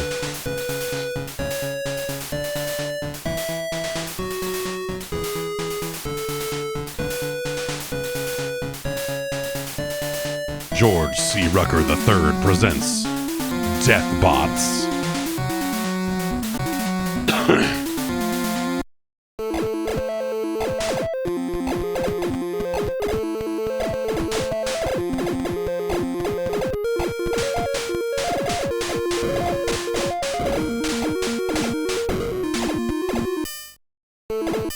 This little ting noise that all these unlicensed games make. This one makes it when you pause it.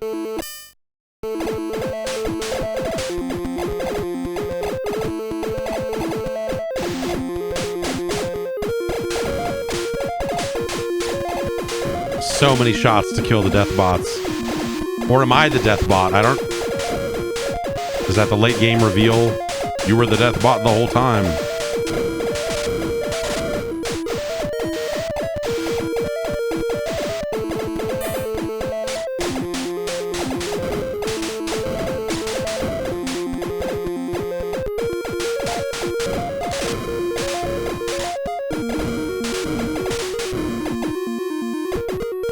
No more bullets. Still no more bullets.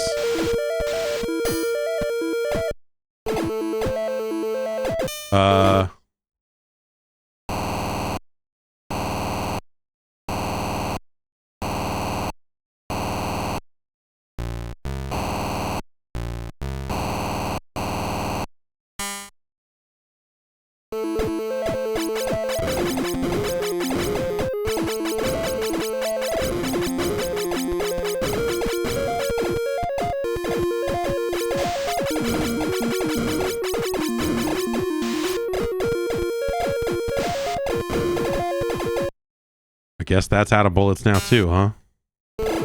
That's fun. It's sick, man. You get to pick up stuff and you inventory and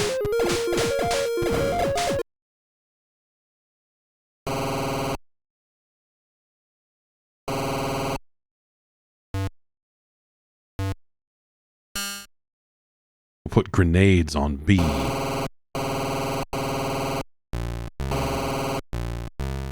Boom, boom.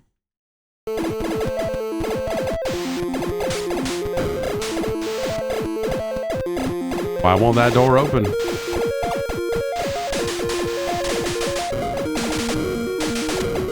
This is like a really shitty gauntlet, I guess. I don't know.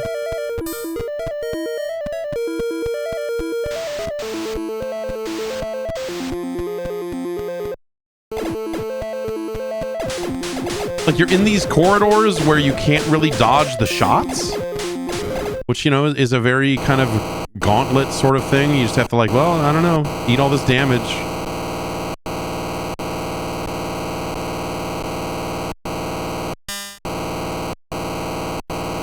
I have, like, no health left, but...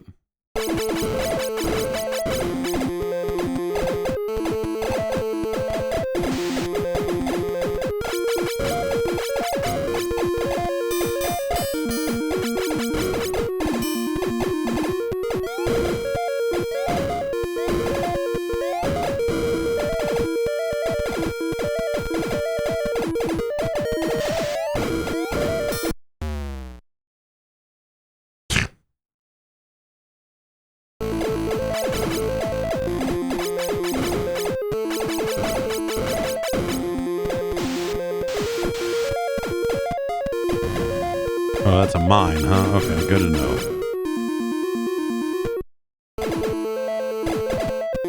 Look at this ugly ass floor pattern. Yeah, that gun's empty. Got it. And I don't have any grenades equipped anymore for whatever reason. Dude, what the f... Not all games need an inventory system, you know what I mean? Like, you don't have to... You don't have to.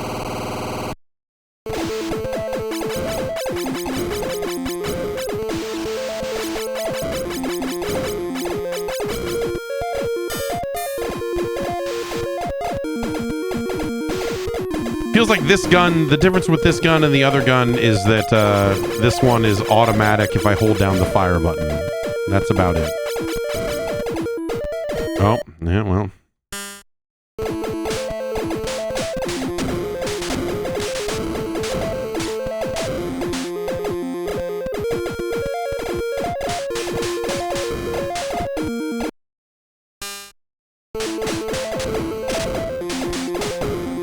This is fucking terrible. What the fuck?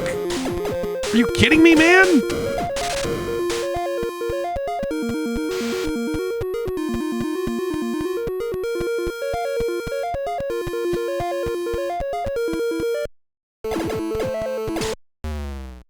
Brr. Oh, so sleepy.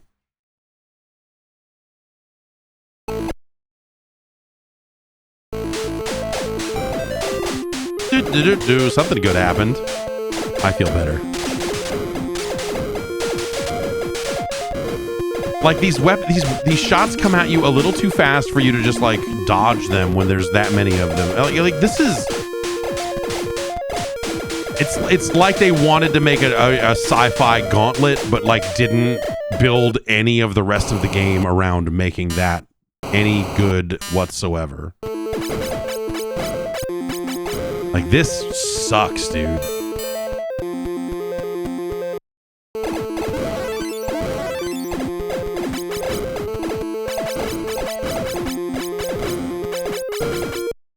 Brr.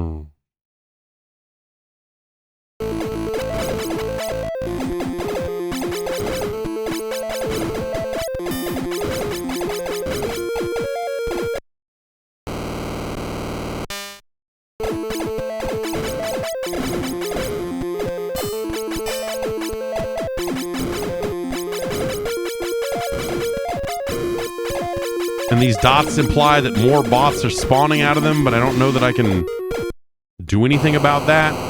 Maybe I've got some grenades I could equip. Maybe that would be... We'll see what these guns do. Maybe this one's good. Nope.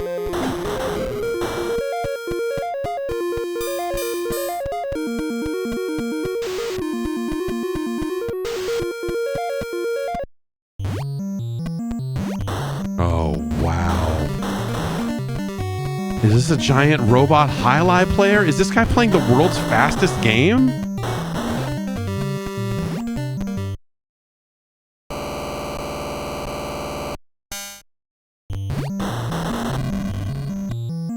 Or is that, no, that was, I guess that was just his leg, huh?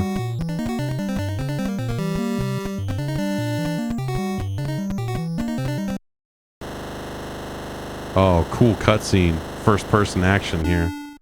Second floor. Look at these suck-ass brain robots.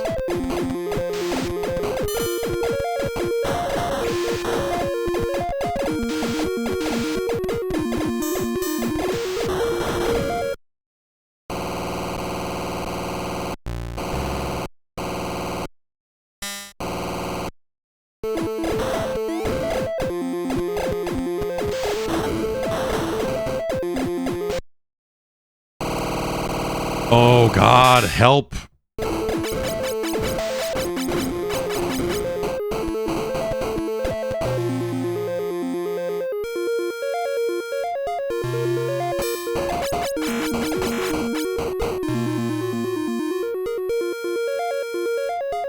It is like Gauntlet. They even made the teleporters like fucking kind of suck in a very Gauntlet-like way.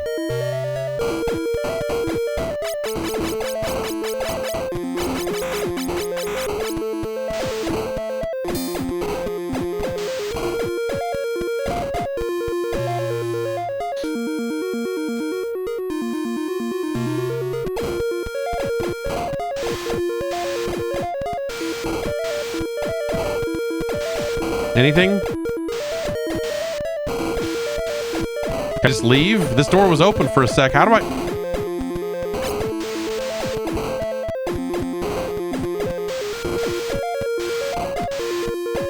Sure.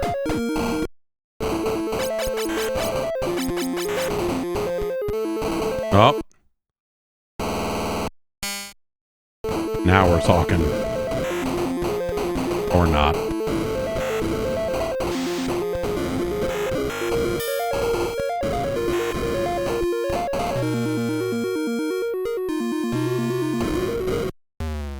Ooh.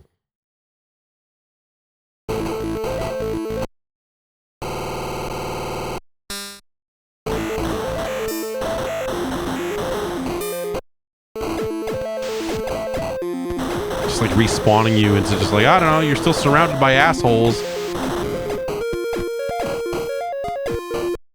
But yeah, this feels like they sat down and said, hey, we really like Gauntlet and we want to make a sci-fi Gauntlet. Also, we don't know how to do that. That's not going to stop us from trying, but we don't know how to do a video game, really.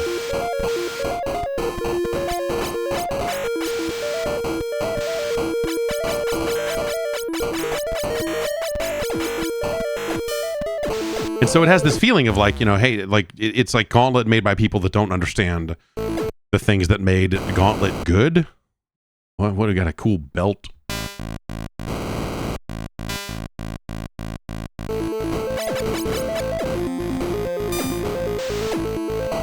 What did I do?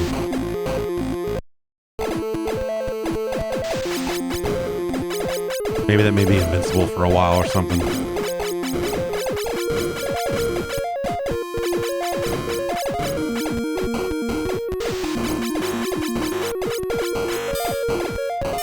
We don't want to draw all these enemies on screen at the same time, so instead we're going to have like a little flickery sparkle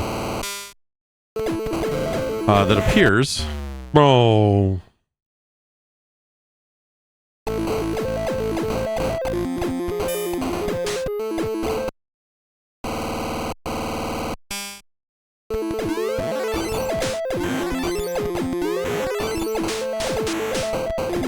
I don't think I've seen a grenade hit multiple enemies a single time in this game.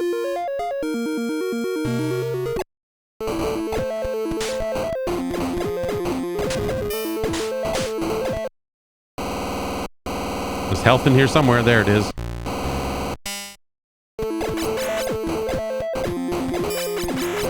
More.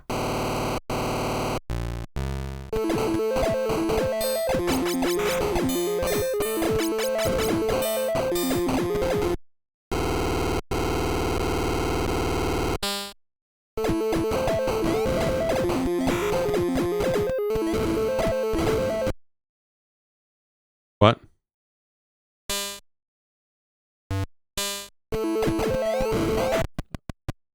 I guess that's this little computer up here.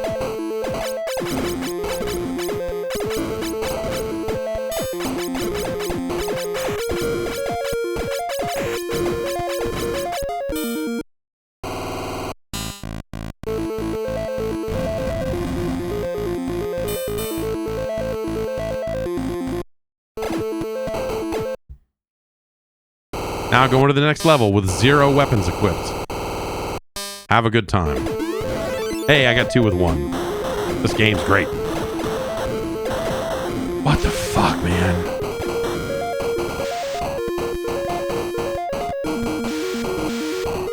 Really something special here.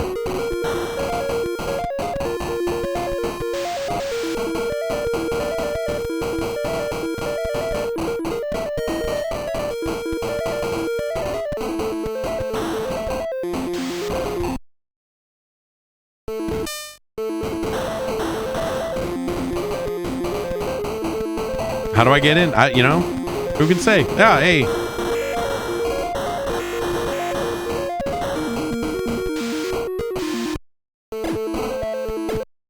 Oh.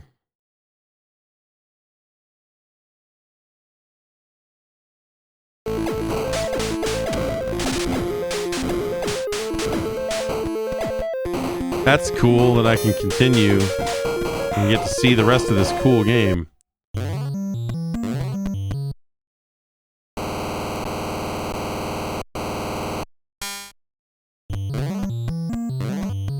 Oh, God.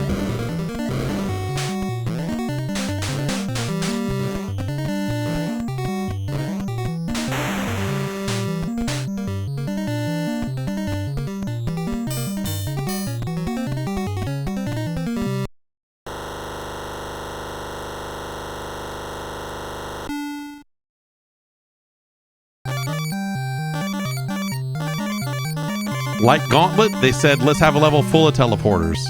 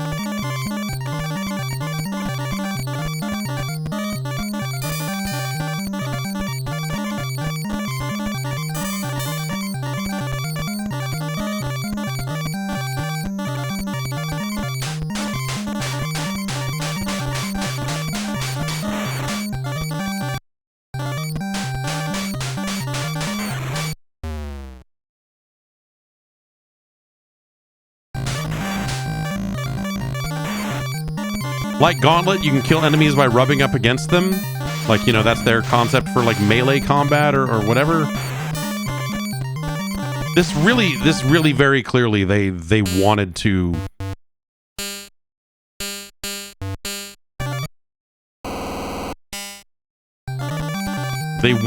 do a Gauntlet.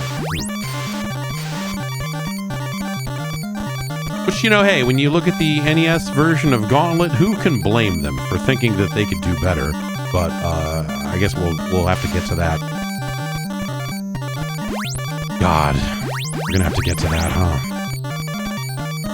Oh, my inventory's full. Good thing I can drop stuff.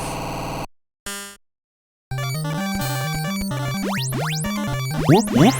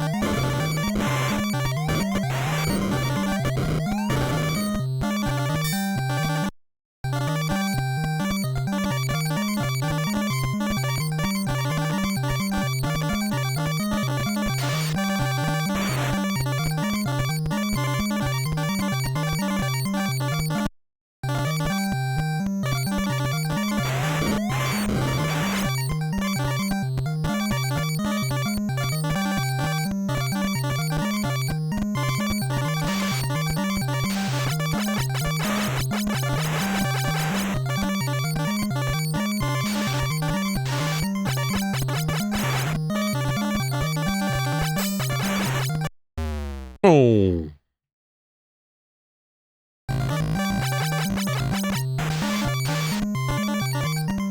Let me use the door!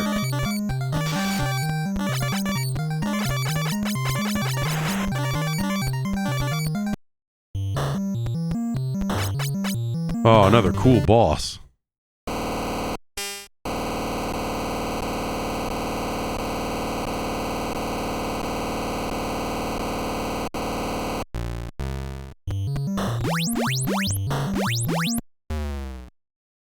That guy stepped up close to me and gave me the business. And then I did the same thing to him while I was invincible.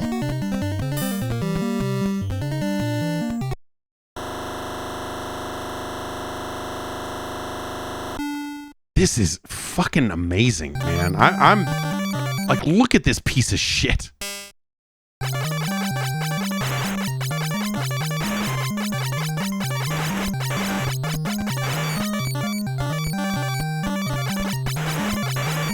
Ultimately, I guess I'm incentivized to rub up against him because then I'm doing melee damage or whatever on top of the whatever gun damage. Like you're better off just getting up on them and fucking humping them to death in situations like that.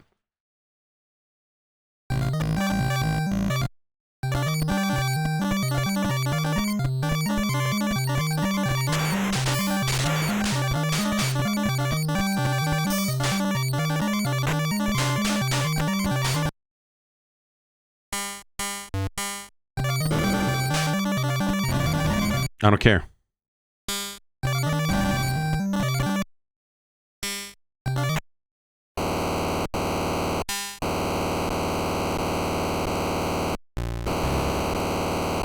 Doom, doom. Sounds like that one Exhibit song.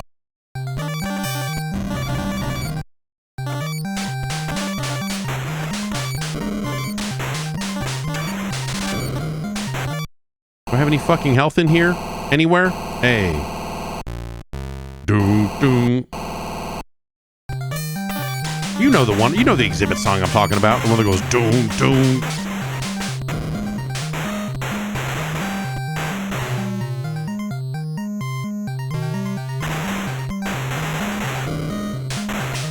Apparently my fucking inventory is full. Boom.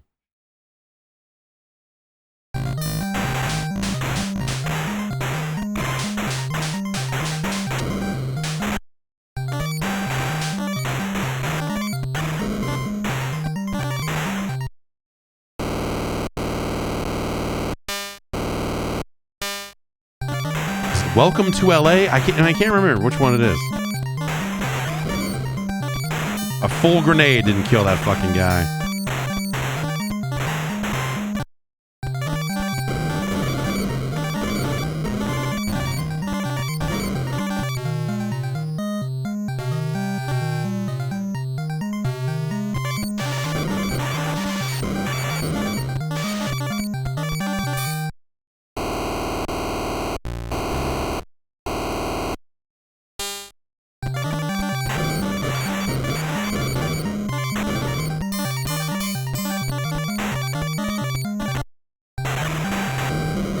Ah!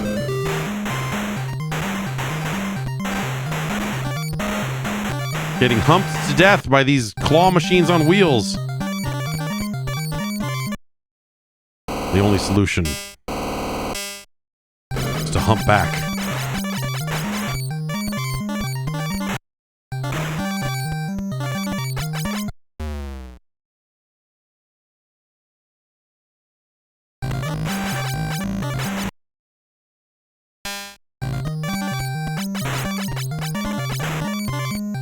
Look at this crappy little run animation, those little arms, like, just...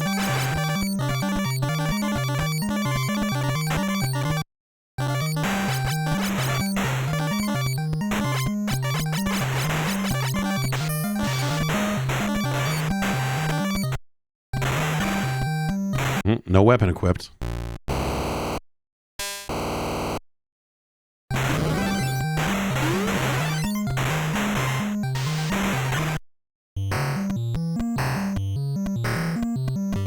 Oh, cool. Another one of these guys, but he's different.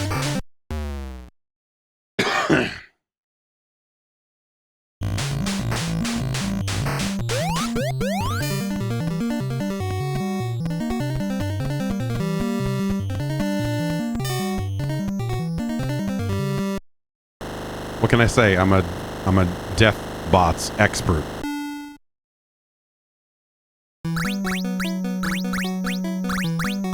Evil faces.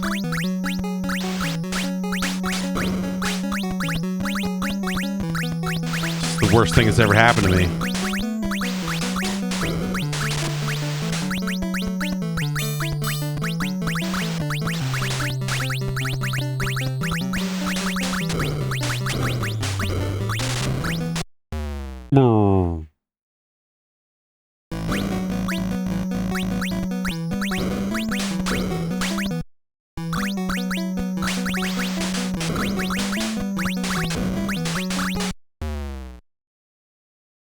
This sucks so much, man. I'm really...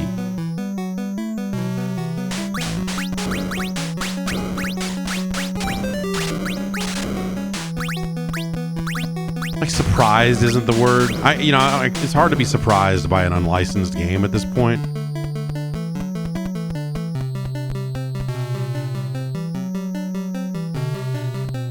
Oh, I gotta equip a gun.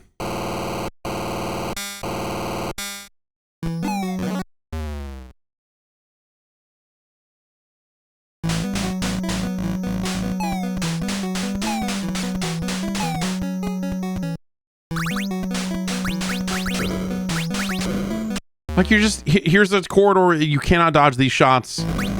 Like, this is as much as you can walk, and you can't really... Now here's some fucking diamonds that are really gonna fuck you up.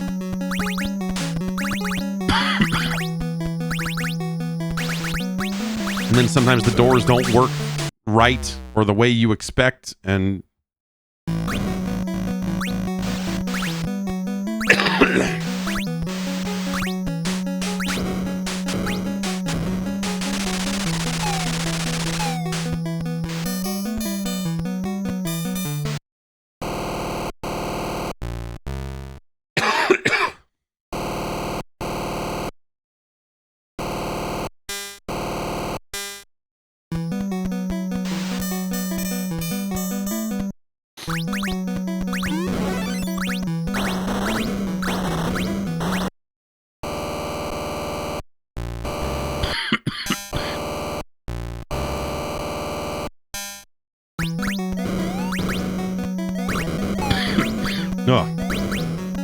This cough is more annoying than anything else. It's sort of thing where it's like you almost wish that the COVID test was positive, because then at least you'd be like, oh, well, yeah. But instead it's negative, and you're like, I don't know, I just got this lingering fucking garbage.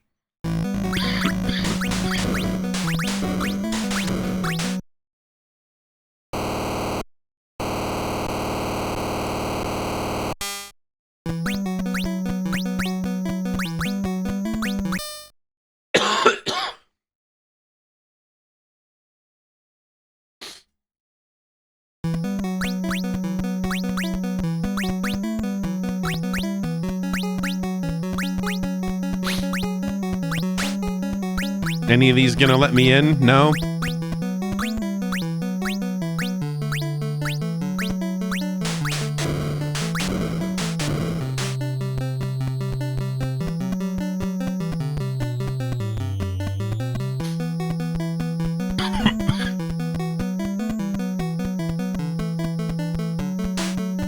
There's no door open button.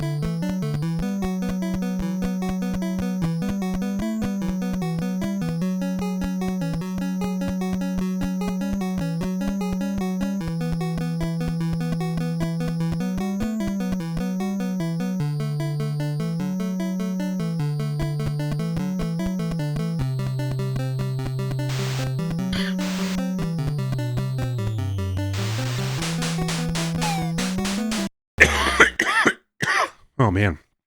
Apologies for all the coughing.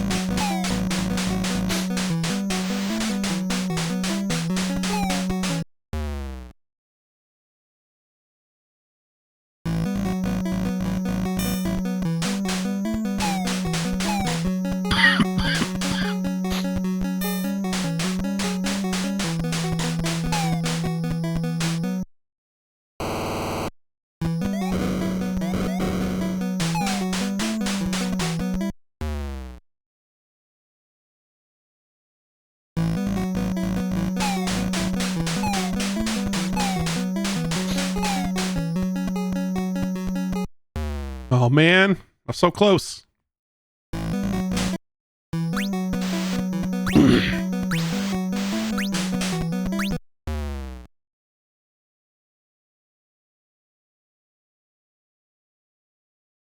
Well, that's it. That's it. Thank you, Deathbots, for the sweet release.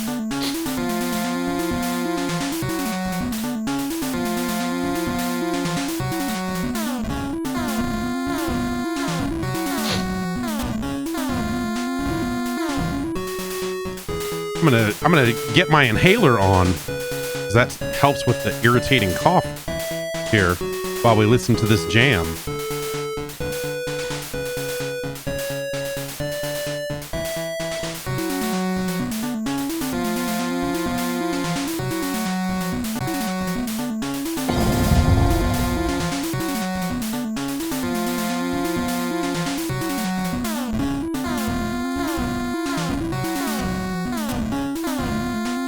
It's legal. It's legal.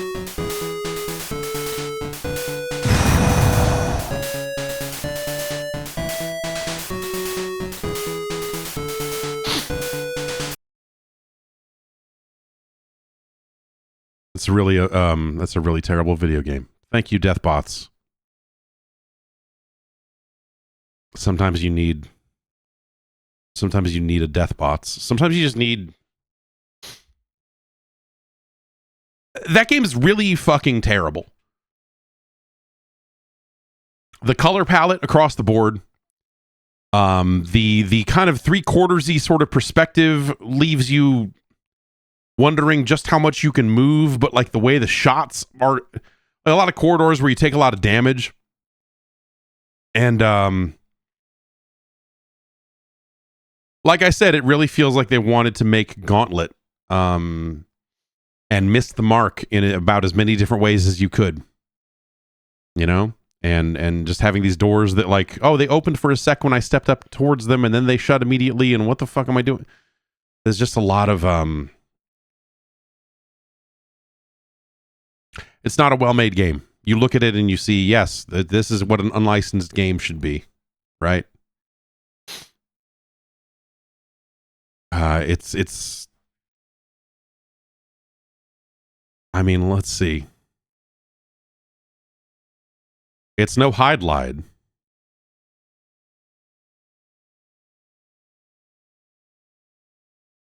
It's, you know, Solstice, The Quest for the Staff of Deimos is a better game. It is not as good as Dino Wars, Destruction of Spondylaus. Spondylus.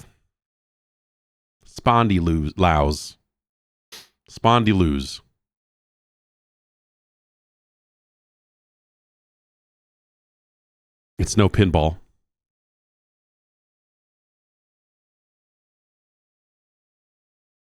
Duck Hunt is better. Nobunaga's Ambition is better. Dick Tracy, better game. Greg Norman's Golf Power is a superior product. I mean, it's certainly nowhere near as good as Puss in Boots, Perro's Great Adventure. Hell, it's not even as good as The Adventures of Tom Sawyer.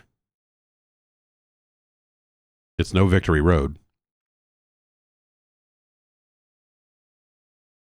Yeah, you'd be better off with a copy of Gilligan's Island. Hell, I'd rather play Dig Dug 2. Yeah, I mean, yeah. Both me and the science agree on that one.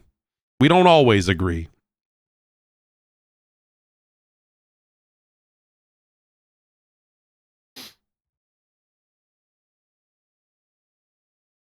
Deadly Towers is better.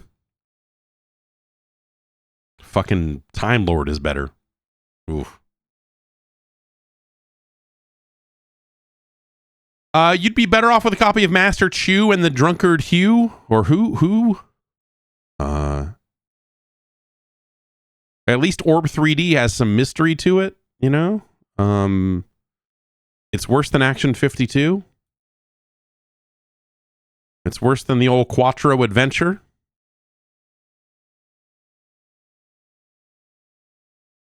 You'd be better off with Chiller. At least Chiller's a light gun game with some style. Is it good style? No, but it has it.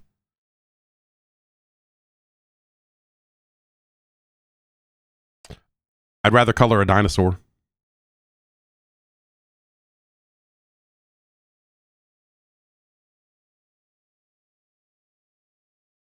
It's worse than Athena. It's worse than Muppet Adventure Chaos at the Carnival. It's worse than Skull and Crossbones. It's worse than Circus Caper. It is worse than Robo Demons. Man, shit, really? Are we really all the way down at the bottom of this list already? But it's way worse than Athena.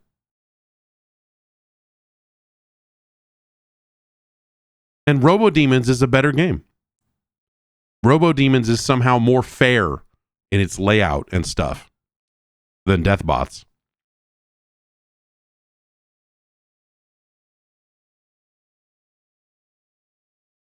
But that's it. It is not worse than X-Men. It is not worse than the uncanny X-Men. The canny Deathbots. Making it our new number 370.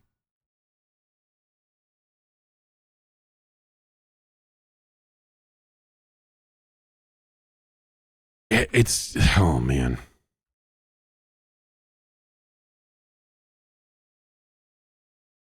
Deathbots is a rare kind of, yeah, it's the inventory management, all that stuff, like it's really a mind-blowing product. You look at it and go like, this is, you didn't.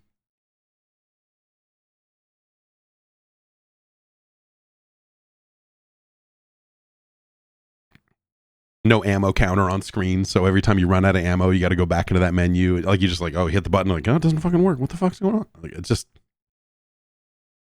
top to bottom, a real special product. Thanks to Alex for suggesting Deathbots.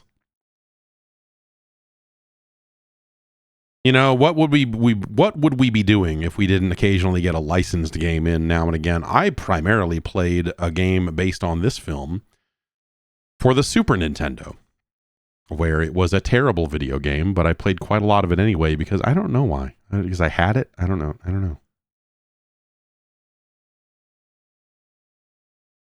know why.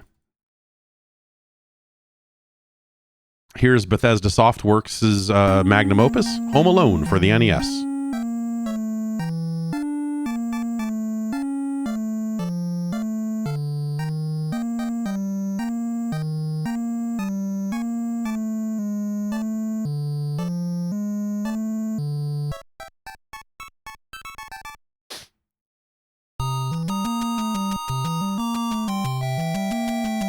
Man.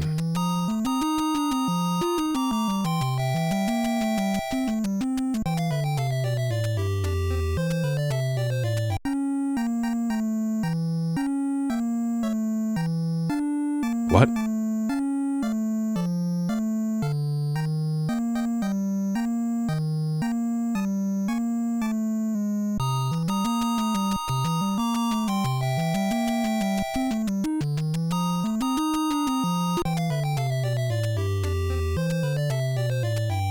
He made the face.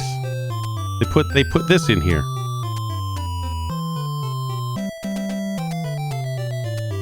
What is this music? This like joyous little like, hey, you lost the video game. So I guess this is like a layout of the house?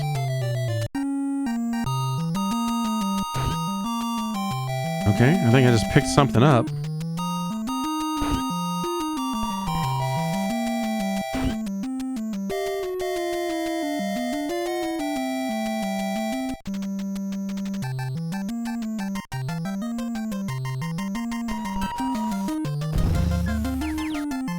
These digitized sound effects are amazing.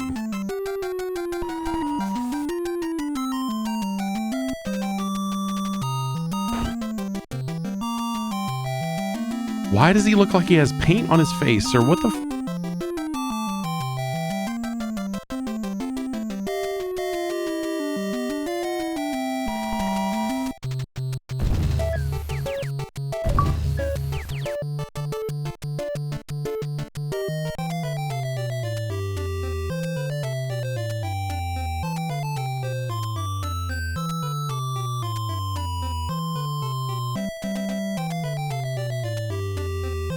So I guess those are the areas where I trapped them, where I got them with something. I got them good.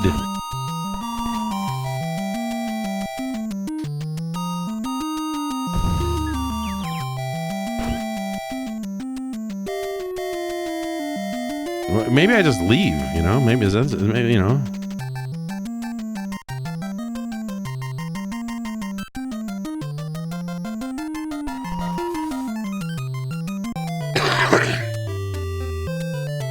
This is...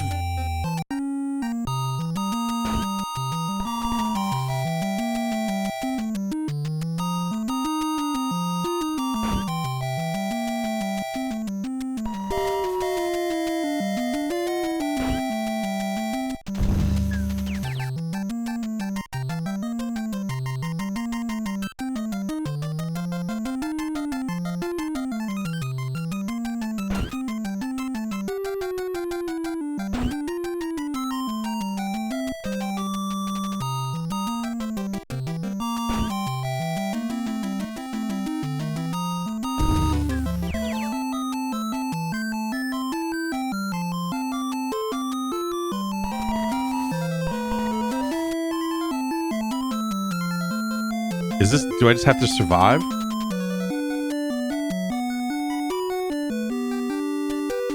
Okay, so if I hit start, I can see the layout of the house, I guess. So...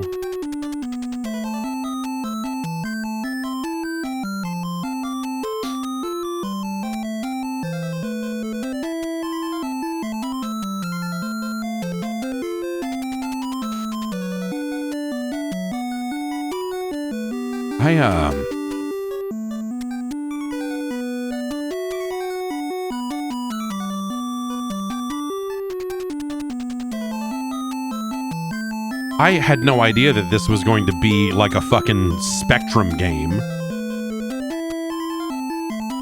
I had no idea it was going to be like, here's like another one of these fucking dumb open platformers where you just pick up a bunch of fucking items and kind of like, I had no idea that it was going to be this.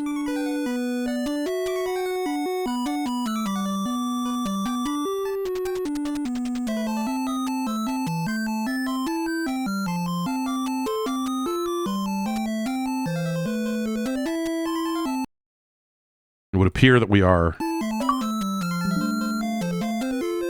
getting disconnected from the internet on the old live stream. The old live stream's being weird. Internet's been a little flaky around here the past couple of days. But, uh-oh.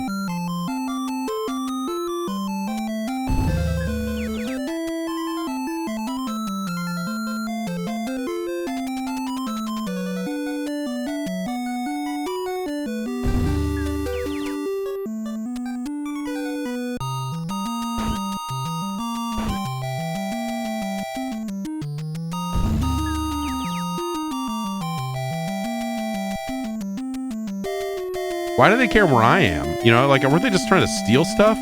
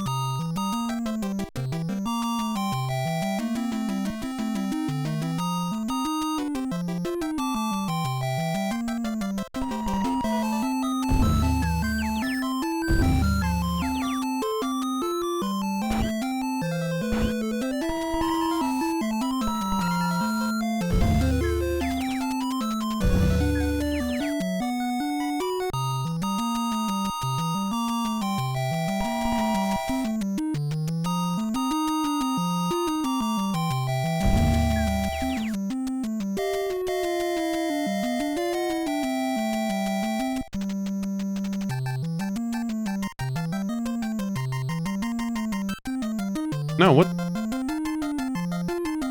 All right.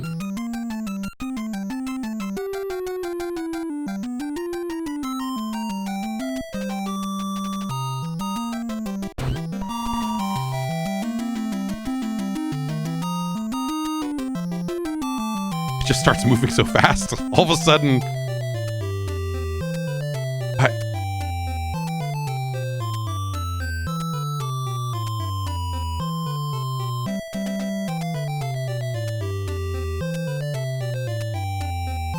And so I would have had to keep that up for another 15 fucking minutes? Fuck that.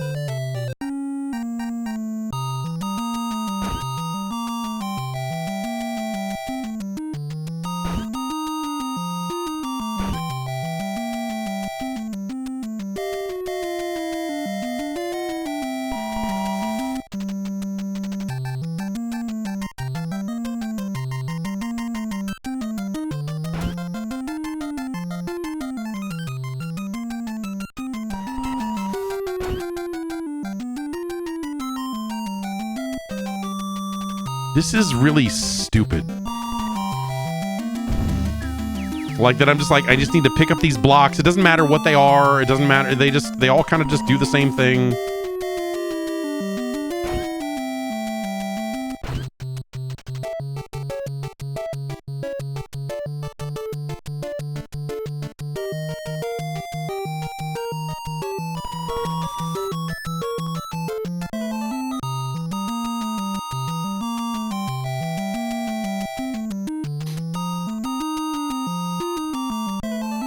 No. Okay.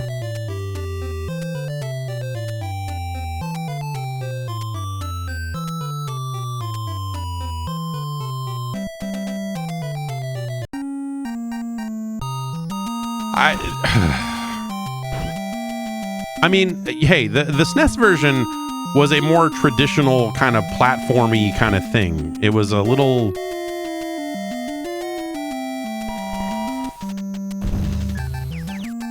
It was much more straightforward as a video game. And so I guess you gotta give it to him for making some fucking insane mess.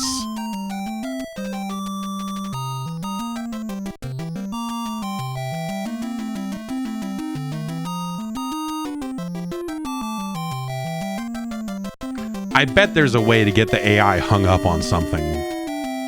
Like if they're in the right position and you're just like halfway on a staircase, they don't know which way to go, so they just stop. There's gotta be some shit like that.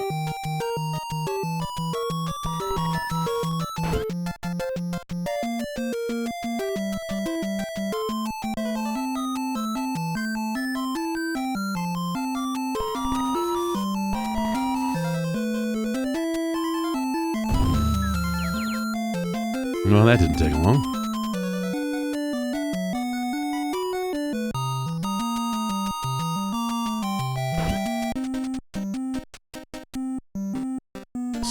Stuck on the stairs. Stuck on the stairs, can't move. We're gaming now. What a great time. What a fucking cool thing.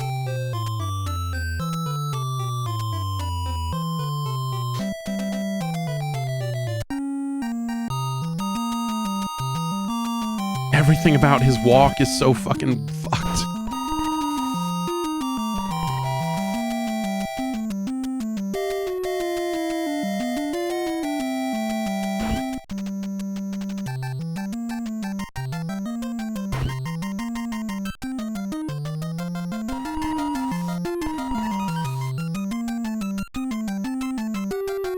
Boy, they sure didn't stay down long that time.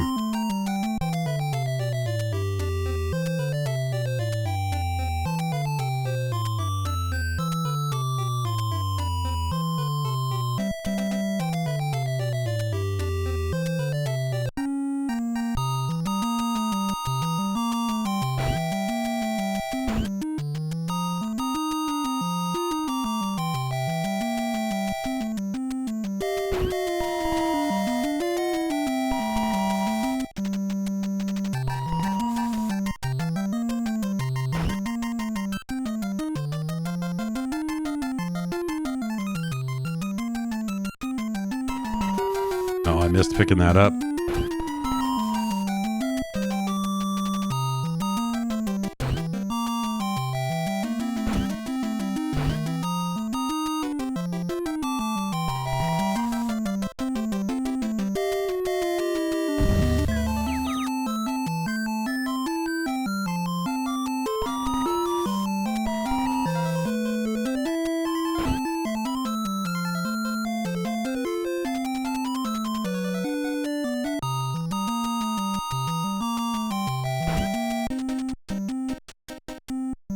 Yeah, like I can't figure out these stairs.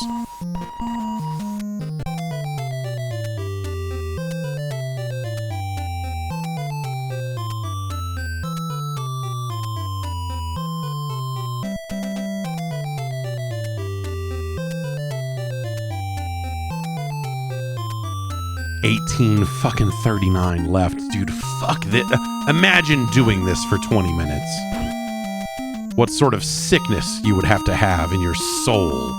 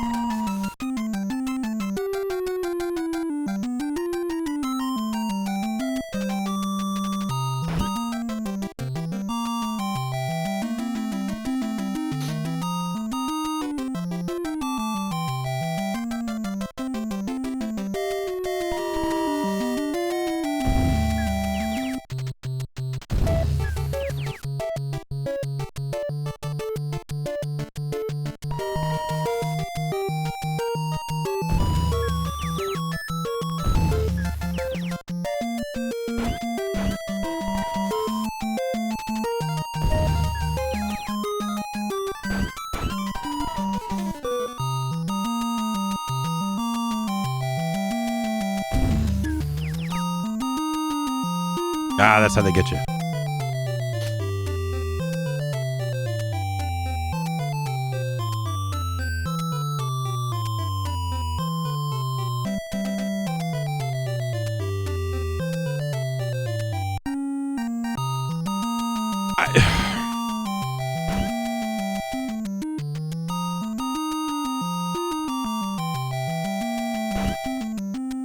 I don't want to do this. There's no part of me that wants to play this. This is a terrible fucking...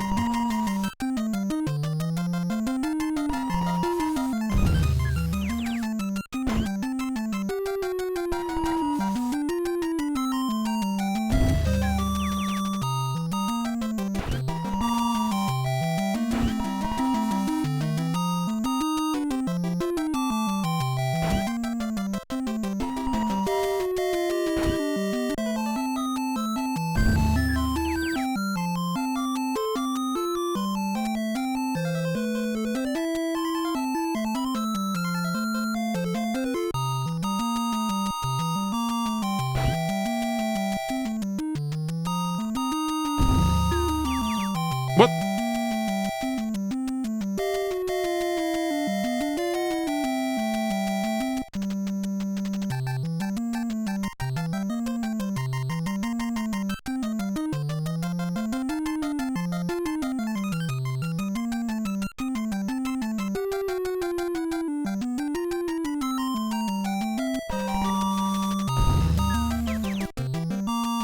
Eat shit, I guess.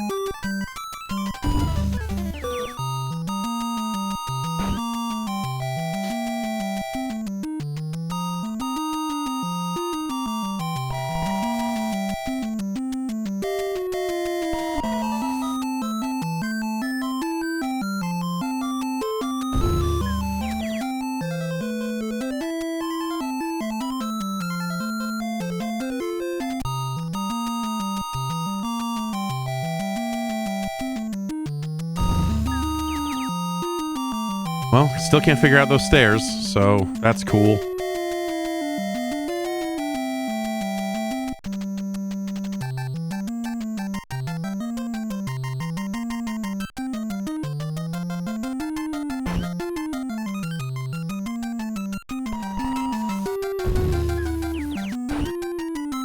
Walking backwards. Why? Why? No, what? No, why?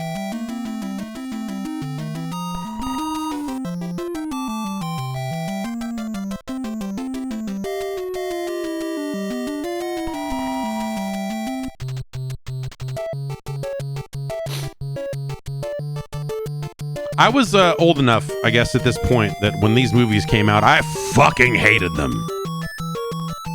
Holy shit.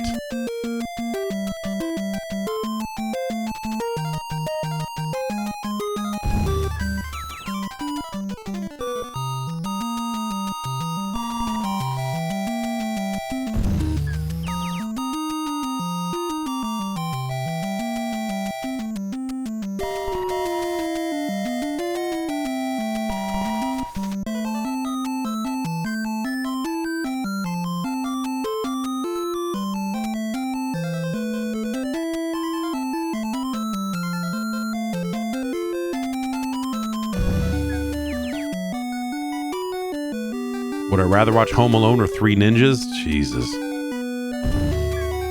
I don't have a great answer to that.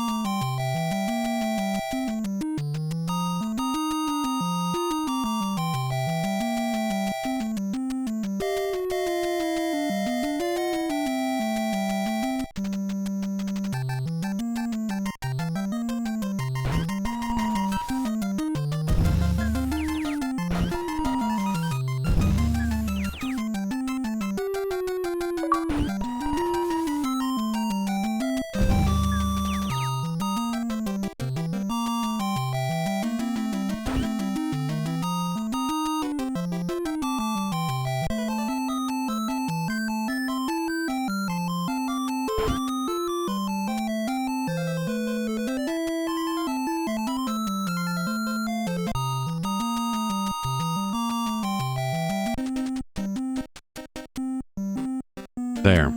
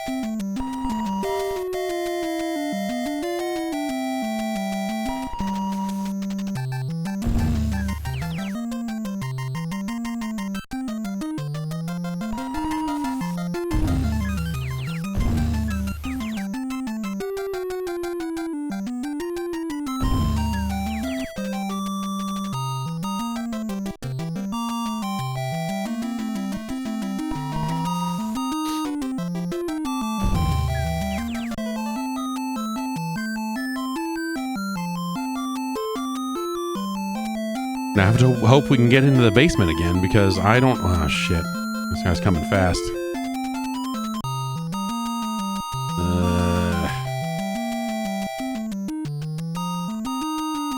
Oh, well.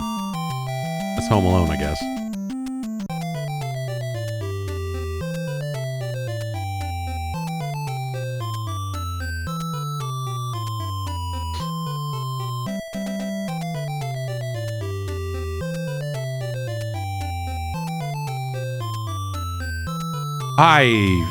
Fuck, dude.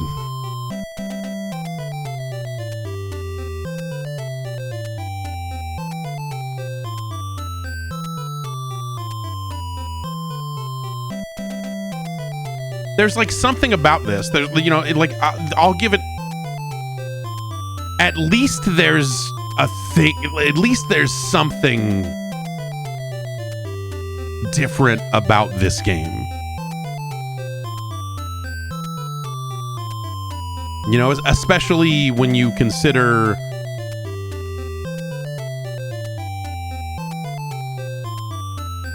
licensed games on the platform and how often how most of those go.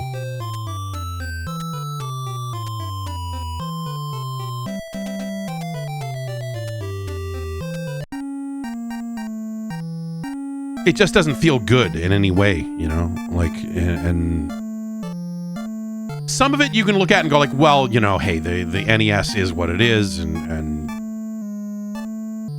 you know, there's only so much you can kind of do, you know, because you would say like, oh, you know, it'd be nice to have a map on screen, you know, at all times instead of having to pause it to see what's going on. It'd be nice to do, like, what if you could, you know, the other things you could set up to keep track of them in the house, you know? So, like, if you, something more than just traps. Something more than just that would be something, right? Like, you could do a better version of this, I guess is my point.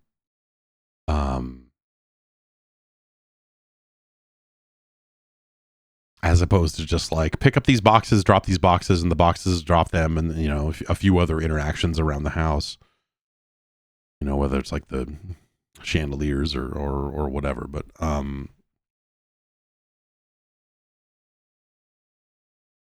it just, you know, it's an idea that doesn't execute especially well. But like in the block and tackle, like the simple stuff, like movement, character movement, like getting on and off staircases is weirder than it needs to be, you know? Yes. If you had a trap phase, like something where you can set up the house ahead of time instead of just like you're on the run for 20 full minutes.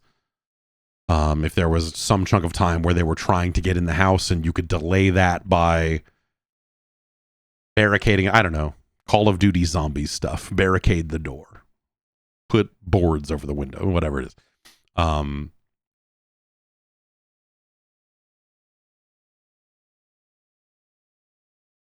But would that stuff actually make this game dramatically better? Yes, exactly. If you had the mechanics of Rainbow Six Siege in here, then you'd have something.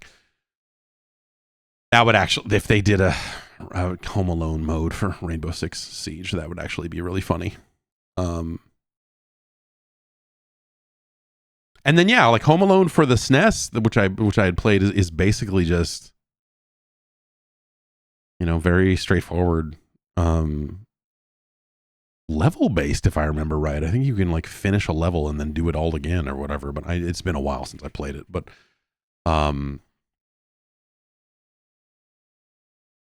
again, ambition. You know, Bethesda had a vision for what this game could be, much like they did for Where's Walt. Yeah, I don't know. There's an aspect to this that I do think is kind of cool, you know? But again, the execution on just like the lack of variety on the traps and the lack of that, I think that really kind of gets... that's the problem with it, you know? Is that it's ambitious ideas with very underwhelming execution. And I think you could chalk some of that up to just like, oh, well, it's the NES, but I don't know. I don't know if you could quite lay all of that at the platform's feet. Surely a 16-bit version of this type of game could be done better, or just like more fascinating, or give you more of a HUD. So you just have like a little bit more. Even if they had drawn arrows on screen where clearly like you would have line of sight to a guy, but he's not technically on screen. If there was just a blinking, like, hey, there's like a guy coming from this side, that would be something, just to give you like slightly more situational awareness. Obviously, like being able to detect them wherever they are in the house would be kind of cool too, but that's not maybe the most realistic thing. So at least like line of sight would be realistic and give you something to instead of just like standing there going like, I think they're coming. I think I need to drop a trap here because they're eventually going to come from this side, or, you know, just like something to give you a little bit more, again, tactical information. And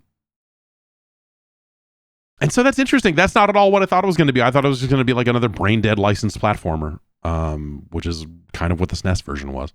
So I just figured it would be that, but But this is in some ways way more than that, and in some ways not, less. But an interesting idea, a fascinating approach.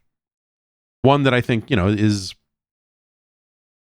it's in league with the film in a way that's better than you would expect. So that's all cool. But, if we're talking about the science, what does that mean there?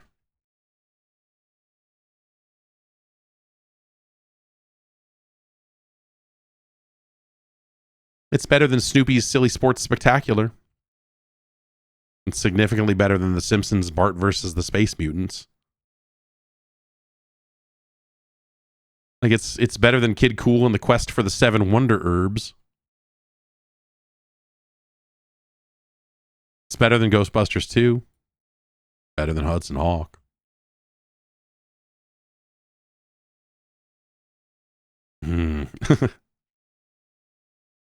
But I don't think it's as good as Teenage Mutant Ninja Turtles. Well, let's think about it for a minute here.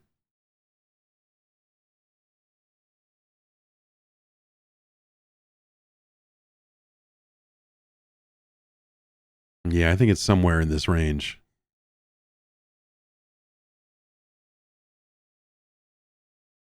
It's no Joust. Like Chubby Cherub is It's not as good as Indiana Jones and the Temple of Doom. It's no Ikari Warriors 2 Victory Road.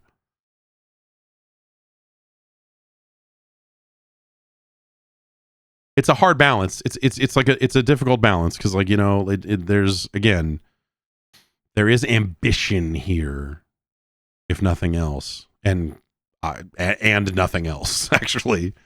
Now that you think about it, but it's a better game than Platoon.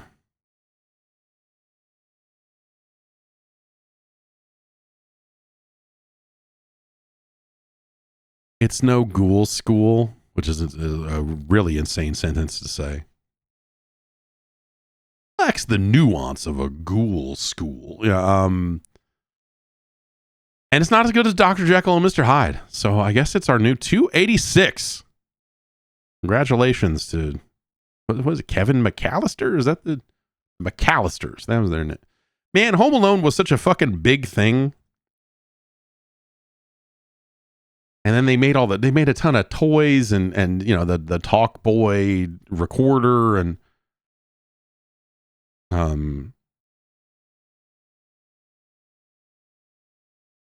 all of that garbage.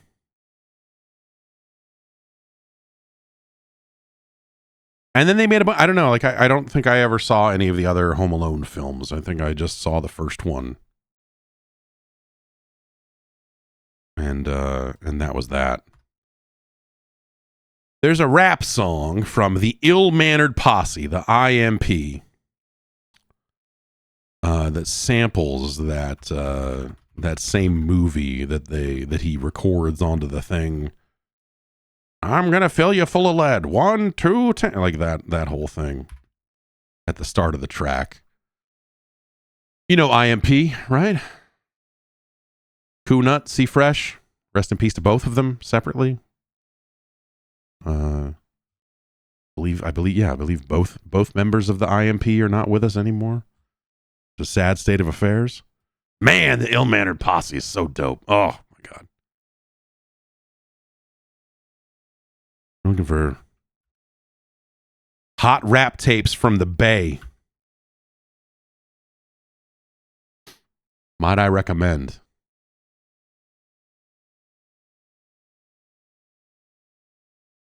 I guess they put out 2 CDs, and before that it was just tapes. And they had like a 4-song EP that we got our hands on.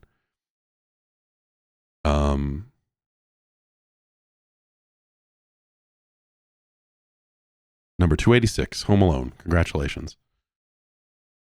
There's this place in Novato called Watts Music. I think it's still there, but that was where we had to go from Petaluma to get that. They had like underground fucking rap tapes. And I think I've told this story before, but like we went down there and they had it. The cover of it was just like, it was like a silhouette of a guy holding like a Tommy gun. which was like the logo for their record label, I believe. And, you know, this like burnout hippie dude behind the counter. And I got them all under glass. You got to look at them, and, you know, we're picking them out. And he's like, look at it. Yeah, yo, man, fuck it. Look at this guy on the fucking cover, man. Like, the guy was just like really amped as we were, as the tape was being purchased. I don't think I was there for that initial purchase. But then, yeah, I don't know. They put out a couple of actual full length albums. Well, so C-Fresh went to jail for a while. And so he is the first man I know of that ever recorded raps from jail. And they had the same answering machine that I did, because it had the same boop, boop, boop, boop, boop noise when it came time to leave a message. And then he spit a verse over the fucking phone, and then they used that as a track, and then used it again after he got out and turned it into a full song. And oh, man. Oh. Back in the days, I believe was the name of the CD that they put out, and the name of the track that they put out after he got out. Just some tough sound of stuff, you know, and you know, not a lot of rap. Like when people talk about the Bay, usually they're talking about Oakland. In the case of like E40, they're talking about Vallejo, but like not a lot of San Francisco proper. You know, RBL and IMP were San Francisco based, but there were some others around the same time that, you know. Anyway, I don't know, that whole Bay scene, and you know, they were around for a long time, and you know, they put out, they were, you know, a lot of other people on a lot of those same tracks that, you know, your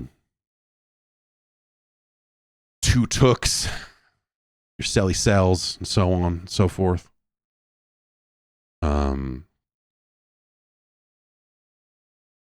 Man, yeah, that's, yeah, some hard music right there. Anyway, that's going to do it for the list.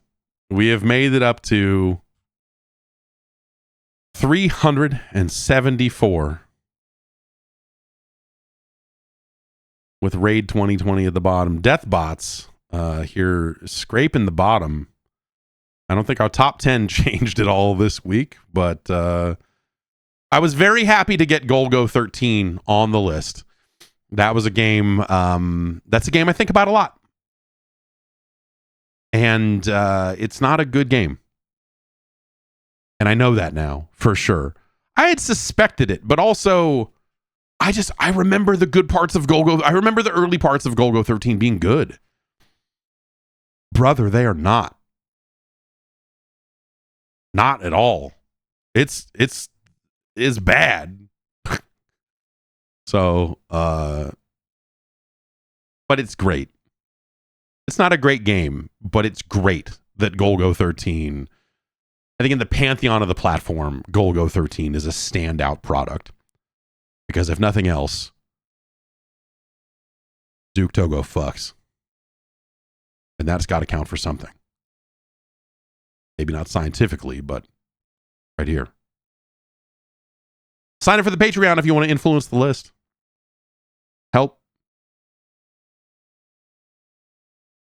Help me. Patreon.com/Jeff Gerstmann. Sign up. Join the advisory panel. Suggest a game.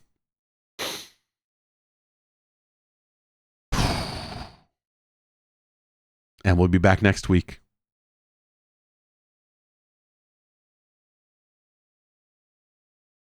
With more. I got to check my schedule. I've got a Friday thing coming up where I'm going to go see some unreleased video games, and so we may have to do a Wednesday. I don't think that's next week. No, that's not next week. I think it's a few weeks out. But I got to look at my schedule here. But we'll have a Wednesday sometime in October, I believe. Yes, sign up for the Patreon. Only save me.